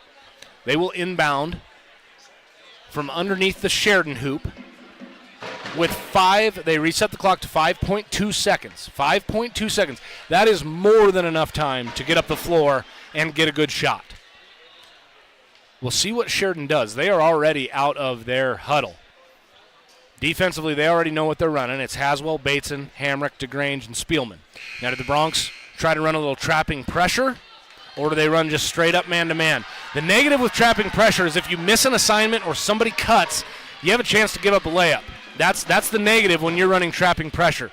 Going full court man, a lot of times at least it's a contested shot, and Laramie breaks their huddle, and that's exactly what we see from the Bronx. They line up full court man. Summers inbounding. Haswell hounding him. Summers with it. We're close to a 5-second call. Laramie calls timeout. We were close. Everybody on the benches, on Sheridan's bench, is jumping up, calling 5. Summers didn't have anywhere to go. Good denied defense from the Bronx. And Laramie uses another timeout. We're definitely going to leave it here with just 5 seconds to go. So now, if you're Laramie, that time they just were running toward the basketball and then back cutting, like they wanted a deep pass to go down the floor. They set up 3 players at half court, Laramie did. Sheridan came out in their man. So now, if you're Laramie, do you run a little double screen or something? I think you have to. I think you have to run some sort of double screen. You set a couple guys up at the free throw line. You try to screen a guy for that. Even if the Bronx switch after the screen, you can streak down the floor. I don't think you can rely on Laramie just trying to get open, just doing V-cuts or banana cuts. You've got to have some sort of screens set if you're Laramie in order to free somebody up to get the basketball. And again, with 5 seconds, I mean, you can get the length of the floor in 3 seconds, right? 4 or 5 dribbles, you can get up there, get to your half of the floor. You still have time for a pass and an open shot. So see what Laramie does this time. They spread out. They go 4 across, 3 across. They have 1 guy on the baseline. Summers is inbounding. They do set some screens. Smith streaks down the floor. Summers doesn't have it. Bounce pass knocked away by Hamrick. Out of bounds. Last touch. He reversed his own call. The referee pointed the wrong way. Hamrick touched it. The ball hit the end line. I think that's the right call. It's just that the official pointed the wrong way the first time. 4.3 seconds ran off the clock. 4.9 seconds on the clock. Summers with an inbound Alexander. He gets across half court. Double team. Kicks it. Stolen by Hamrick. 2-1. Spielman tosses it up. No shot. Overtime. 65-65. We'll take a break. You're listening to Bronx Basketball on 1410 KWIO and 106.9 FM. You know what they say, if you're not first, you're last. For all your plumbing demands, choose A+ Plumbers and Appliance Repair. Commercial, residential, new construction, remodel jobs, and all repairs in between. A+ Plumbers and Appliance Repair, because they are number 1 in a number 2 business. Call 672-9454. That's 672-9454. Hi, this is DJ Dearcorn of First Federal Bank and Trust, and you are listening to Sheridan Media Sports. Live from Sheridan High School, we get extra basketball this afternoon. Bronx and Plainsman tied 65-65 at the end of regulation. Just a very well-played basketball game by 2 fun teams. I mean, fun teams to watch, right? It'll be a 4-minute overtime. Laramie starts with Bush, Sanchez, Alexander, Smith, and Summers on the floor, so that's Laramie's starters. Hamrick, Spielman, DeGrange, Bateson, and Haswell on the floor for the Bronx. So that's Bronx starters. Fouls are at 2 apiece. The fouls do carry over into overtime, so we're not near bonus yet. You have to get to 5 fouls before teams are shooting free throws. Summers and Spielman jump it up. Spielman wins the tip to Bateson, and we're underway in extra time. Bateson across half court. Couple dribbles. Gets a screen from Haswell. Bounce pass to DeGrange. Looking inside for Hamrick. Oh, he's got an open Haswell. Skip pass goes to him. Haswell fires a three from the corner. Missed it short. Rebound. Alexander. Alexander off to Smith. Smith jogs it slowly across half court. He holds up 2 fingers. Set play from Laramie. Pass goes to Sanchez, guarded by Haswell. Swing it over Smith. Open 3. Knocked away by Spielman. Goes down to Summers. Summers working against DeGrange. Layup up and in. Summers, with that big body, backed down the junior, laid it up and in, and Laramie's up 2. Bateson with it. Hand off to DeGrange. He's guarded by Alexander. Looking inside for Haswell. Haswell gets fouled by Summers. Summers reached over Haswell's back on the entry pass. Haswell still maintained it, but the whistle blew. So foul goes against Summers, his third team foul against Laramie. Bateson inbounding from underneath the Bronc hoop. Bateson passes to DeGrange. DeGrange hands off to Bateson. Bateson between the leg dribble near the corner. Got a lane, baseline, shut up and good, Connor Bateson. Oh, nice move. They thought he was going to the top of the key. Between the leg dribble, had a lane, and oh boy, he came down. Must have turned his ankle. Oh, he came down. He's still on the floor. I didn't see it. He went up for that layup left-hand side. I looked down to put 2 points down for Bateson. Hear the whistle, and Bateson's on the floor right now, and oh boy, what a huge deal there.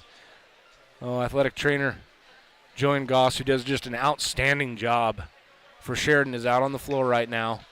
And she's looking at Bateson's knee, and I just absolutely hate this right now. I hope she's got a hand on the ankle. I'm hoping it's an ankle injury and not a knee injury. Hate to see this with kids. We've seen, yeah, she's got her hands on his left knee. That's just, what a move by Bateson, and he must have landed. I don't know if he landed on somebody. Honestly, like I said, the layup went up. It was a contested layup. Went up, laid it in, and like I said, I went down to put 2 points on the scorebook next to Bateson's name. He has 12 in the game, and next thing I know, the whistle blows as he's just sitting in the painted area. He gets to his feet, and he's walking by himself along the baseline and talking to the athletic trainer. Well, we just hope that it's not an ACL. Those are just the worst dang injuries there are, and Bateson right now appears to be stretching that left leg. So from appearance's sake, it looks like it might be okay for Bateson. In the meantime, Minor has checked into the ball game for the Broncs. It's Laramie basketball, 67-67, 3 minutes on the clock. Smith with it in half court. Passes off to Alexander, right wing. Broncs in a zone. They haven't showed a lot of zone in the fourth quarter. We're in overtime. Pass goes to Alexander. He fires a shot, blocked away by Spielman. Alexander runs it down. Passes up top, Smith. Inside for Summers, working against Spielman. Spin move, double team, kicks it out Smith. Now to number 4, Sanchez, who fires a 3, and it goes. Oh, big shot from Gabe Sanchez. He has 16 in the ball game, and it's 70-67. Laramie leads. Hamrick across half court to Spielman. Spielman working against Sanchez. Gets into the paint. Right-hand shot up and in. Garrett Spielman, 24 points for the senior, 70-69. Broncs down 1. Smith across half court. Pass goes to Summers. He's guarded by Minor. Pass goes over to Bush. Bush, bounce pass to Smith. Smith guarded by Spielman. Now to Bush, looking inside for Summers. He backs down Minor. Double team, kick it out. Another 3 for Sanchez, and he buried it. Oh, man. Gabe Sanchez has hit some huge threes in this ball game. He has 19 in the game, and it's a 4-point lead for Laramie. 73-69, exactly 2 to go on the range scoreboard. DeGrange across half court. Pass to Minor. Minor near the 3-point line, right side. Passes off to Haswell. Haswell on the wing, kicks it over left side to Spielman. Spielman waiting for a screen, doesn't get it, finds a backdooring Hamrick, layup up and no good, but he's fouled and goes to the line. Smith stepped in, tried to take the charge. Hamrick was already in the air when Smith got set, so they call the blocking foul against Smith, and Hamrick's at the line to shoot 2. Broncs down 4. What a huge couple 3-pointers from Gabe Sanchez here in overtime. At the end of regulation, Sanchez had 13 points, then he had 2 threes in a row, and now it's a 4-point lead for Laramie. But Hamrick's at the line. The senior receives the basketball from the official. Shot up and good. Hamrick's in double digits. He has 10. Hamrick, a good free throw shooter, and just the best sign of the day as Connor Bates is able to check into the game. Have no idea what happened to that left knee, but I saw him stretching over there. He didn't go to the bench. He just stood up and was stretching over beyond the baseline, and he's back into the game, so what an awesome sign for the junior. As Bateson puts the second free throw up and in. It's a 2-point lead for Laramie. Laramie basketball. Bush across half court. Bronx show man. Bush with it, guarded by DeGrange. Minute and a half to go. We're in overtime. Pass goes to Summers, top of the key. He's guarded by Hamrick. Pass goes off left side, Sanchez. Sanchez to Bush, guarded by DeGrange. Back to Sanchez, three-point line. Spielman knocks the pass out of bounds. Sanchez was trying to get it to Summers inside, and Spielman used those long arms to deflect the pass out of bounds. Laramie's basketball, sideline out of bounds play.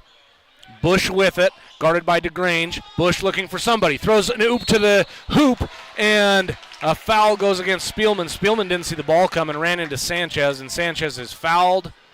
They're going to call the foul on the floor. That's the third team foul against Sheridan, so Laramie has to inbound once again. Bush with it. 4 Plainsmen along the baseline. They break, looking for a passer or for a receiver. They get it to Summers. He hands off to Bush. Bush buries a three from the corner. Oh, huge shot, Carson Bush. He has 14 in the game, 5-point lead for Laramie. Quickly across half court, Spielman with it. Spielman gets a screen from Haswell, and Sanchez just trucked Haswell. It's a foul that goes against Sanchez, and now Beck Haswell goes to the line to shoot 2. Haswell had his feet set, everything. It was a bad play by Sanchez. He's hit some big threes, but you have to at least try to step across a screen. He didn't. He just lowered his left shoulder and ran over Beck Haswell. So Haswell at the line right now. Haswell just a sophomore on the season. 59% from the charity stripe. Haswell with 4 points in the ballgame, all in the second half. First shot up and good. 76-72. Bronx down 4. Each team has 3 timeouts left. We may see a timeout from head coach Jeff Martini if this shot is good. Haswell eyes the free throw. It's up. And he hits. 1:09 on the clock. Bronx down 3. Laramie basketball. Inbound pass to Smith. He's double teamed immediately. Ball's on the floor. And we've got a timeout call. Timeout by Laramie. Oh, Smith was in the corner. We're going to leave it here. This is an exciting game. We thank our sponsors for their advertising, but fun game. Just a 30-second timeout. We're going to leave it right here. 76-73. Good decision by Coach Evans. It was a poor inbound pass. Smith ran it down. Then the ball was tipped. He regained control of it, and immediately a timeout by Laramie. He was down in the corner getting double-teamed. Smart decision by head coach Evans. And now Laramie has 2 left for the remaining 1:06 in this game, unless we go to double overtime. And based on how this game has been played, we very well might. Sheridan's biggest lead in the ballgame was 5, 46-41. In the third quarter. Laramie has had a 5-point lead here in overtime, but the Bronx have cut it to 3, and out of the timeout, it's Laramie basketball. Summers inbounding along the baseline. Bush receives the inbound pass back to Summers. Summers, a nice pass up to Smith, and Smith gets past Bateson, crosses half court. Bateson immediately fouls him. That is the 4th team foul on the Bronx. So Bronx smartly used that foul with a minute left. Now every foul you can send Laramie to the free throw line. I like that play by Coach Martini, not letting a lot of clock run off the scoreboard. Smith with it across half court. Smith. Oh, some help side didn't step in. Smith lays it up and in, and he's fouled. Oh, breakdown defensively. Somebody didn't communicate on the Bronx, and Smith was able to go from half court to the 3-point line all the way down to the low block, and he laid it up and in and was fouled by Spielman. Oh, just a breakdown defensively. We have not said that hardly at all. Very few breakdowns offensively or defensively for either team, and that was just a huge one at a terrible time for the Bronx. Smith puts the free throw up and in. Smith with 7 points in the ball game, and now it's a 6-point lead for Laramie. 50 seconds to go. Bateson in the half court, off to DeGrange. DeGrange, 3-point line, off to Bateson. Bateson penetrates, jump stop, looking down low to the cutting Spielman. Ball's knocked around. It's on the floor. Who comes up with it? Haswell. Haswell tries to pass to Hamrick, knocked out of bounds by Bush. Bronx retain possession, down 6, 37.9 seconds to go. We are in overtime. It's been an exciting game, a well-played game. Bateson inbounding for the Bronx, underneath his own hoop. Screens set for DeGrange. Bateson gets it to DeGrange. He fires a three. Right side. Banks it in. Oh, Truman DeGrange. Well, sometimes it's better to be lucky than good. DeGrange caught it. Fadeaway three from the right wing. Fading away toward the sideline. The lefty just banked it off the glass and got it to go. 79-76. Coach Martini used a timeout as soon as the basketball went through the net. That's the type of game it's been, right? Offenses have just been really, really good, and Truman DeGrange got lucky there, but he's a good three-point shooter. Banked it high off the glass, and it bounced in, and the Bronx have life. Bronx are down 3 with 33 and a half seconds to go. Laramie basketball out of the timeout. Sheridan breaks their huddle first. Spielman, Haswell, Hamrick, DeGrange, and Bateson on the floor. Laramie still in their huddle. We haven't seen who they're going to put out there, but we assume it's the same players we've seen all darn game, right? They break the huddle. Summers, Sanchez, Smith. Bush gets out on the floor, as does Alexander. So starters across the board. Each team has 5 fouls, so we're shooting free throws on every non-offensive foul from here on out. Full court pressure from the Bronx. It's man-to-man. Summers inbounding. Summers runs the baseline, gets it to Bush, back to Summers. Summers is fouled immediately by Hamrick, and that's a good foul. Summers is the guy you want at the line. Summers on the season, as good of a player as Summers is, he's not a great free throw shooter. 51% from the free throw line. He's shot well from the free throw line tonight. 3 of 4 is what I have him down for. Those were all in the first half. So 75% this afternoon, but on the season, you're playing averages, right? Summers just 51% free throw shooter. At the line, shot up and got it to go. Why wouldn't it? Everything is going today for both teams. 26 points for Summers in the ball game. He had 19 at half. Just a nice player down there for the Plainsman. 80-76. Bronx down 4. Second free throw, up and in. Summers hits them both. Quickly, Bateson with it, across half court, down 5. Stops at the Bronx head, left-hand dribble, working. Gets it to DeGrange. DeGrange, top of the key, kicks it over to Bateson. Bateson gets Summers in the air, dribble, fires a 3, doesn't go. Spielman, offensive board, he's fouled! So Spielman's fouled on the putback and goes to the line to shoot 2 with the Bronx down 5. Haswell's going to check in for Minor. Bronx do this a lot. Minor's the offensive player, Beck Haswell's the defensive player, with Spielman at the line. Assuming Spielman's going to hit these, the Bronx will be on defense, so they put Haswell in the game with those 4 fouls. Minor takes a seat on the bench, and Spielman at the line. 81-76, Bronx down 5. Spielman on the season, 65% from the free throw line. Shot up and good for the senior. He has 25 in the ball game. 81-77, Bronx down 4, 17.3 seconds to go in overtime. Spielman, couple dribbles, eyes the shot, up, and it goes. 26 for Spielman. Summers inbounding, 78-81. Pass goes to Bush. Bush streaks up the sideline. He got by DeGrange, passes it off to McKinney. McKinney finds Alexander down low, layup up and good. 10 seconds to go. Up 5. DeGrange with it. DeGrange, 3-point line, passes off to Bateson. He fires it with 2 seconds. Off the glass and good. And they allow the clock to expire. Did a timeout was a timeout called? The refs are going to meet? Nope, timeout. The ball didn't get through the hoops soon enough. So the Bronx lose 81-83 in just a hard-fought game. It was an offensive showdown.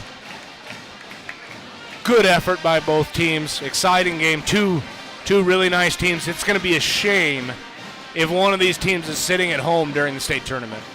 Both of these teams deserve to be at the state tournament this season, but that's what you get in the East region, right? Playing in the East region, there's a lot of good teams, and it's a shame that 4 of them have to sit at home for a state tournament. But what a fun game, a fun afternoon of basketball. It just didn't turn out the way Sheridan fans wanted as the Bronx drop that game 81-83.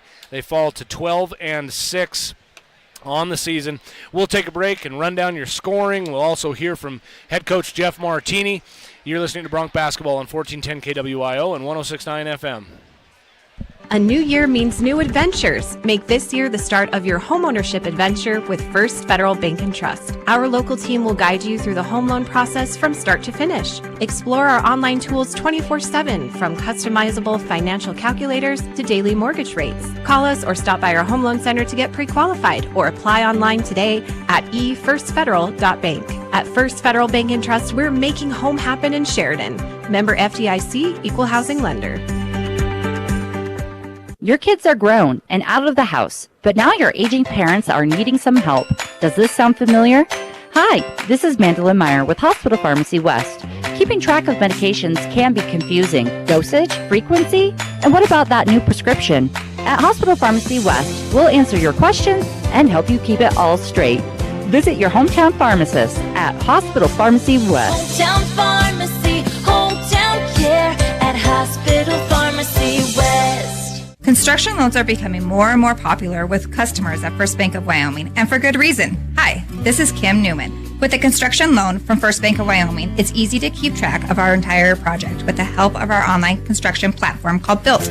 Built allows the borrower and builder to have access to the entire construction process and budget overview, ensuring it moves forward without any difficulty. There is no one better to trust with your project, no matter how big or small, than First Bank of Wyoming, division of Glacier Bank, member FDIC, equal housing lender. Hi, this is Alicia Carroll with ERA Carroll Realty, and I've got another lovely listing, 1526 Holloway Avenue. It's an updated 4-bedroom, 2-bath home, 2 living spaces. This home has all the craftsman charm, but with beautiful updates recently completed, has a gas stove, island, and a large pantry. There's so many amenities with this home. Call me, Alicia Carroll, part of Pinnacle Home and Land Group with ERA Carroll Realty at 307-752-6997. This is Dr. Dana Leroy with Leroy Family Dental, and you're listening to Sheridan Media Sports.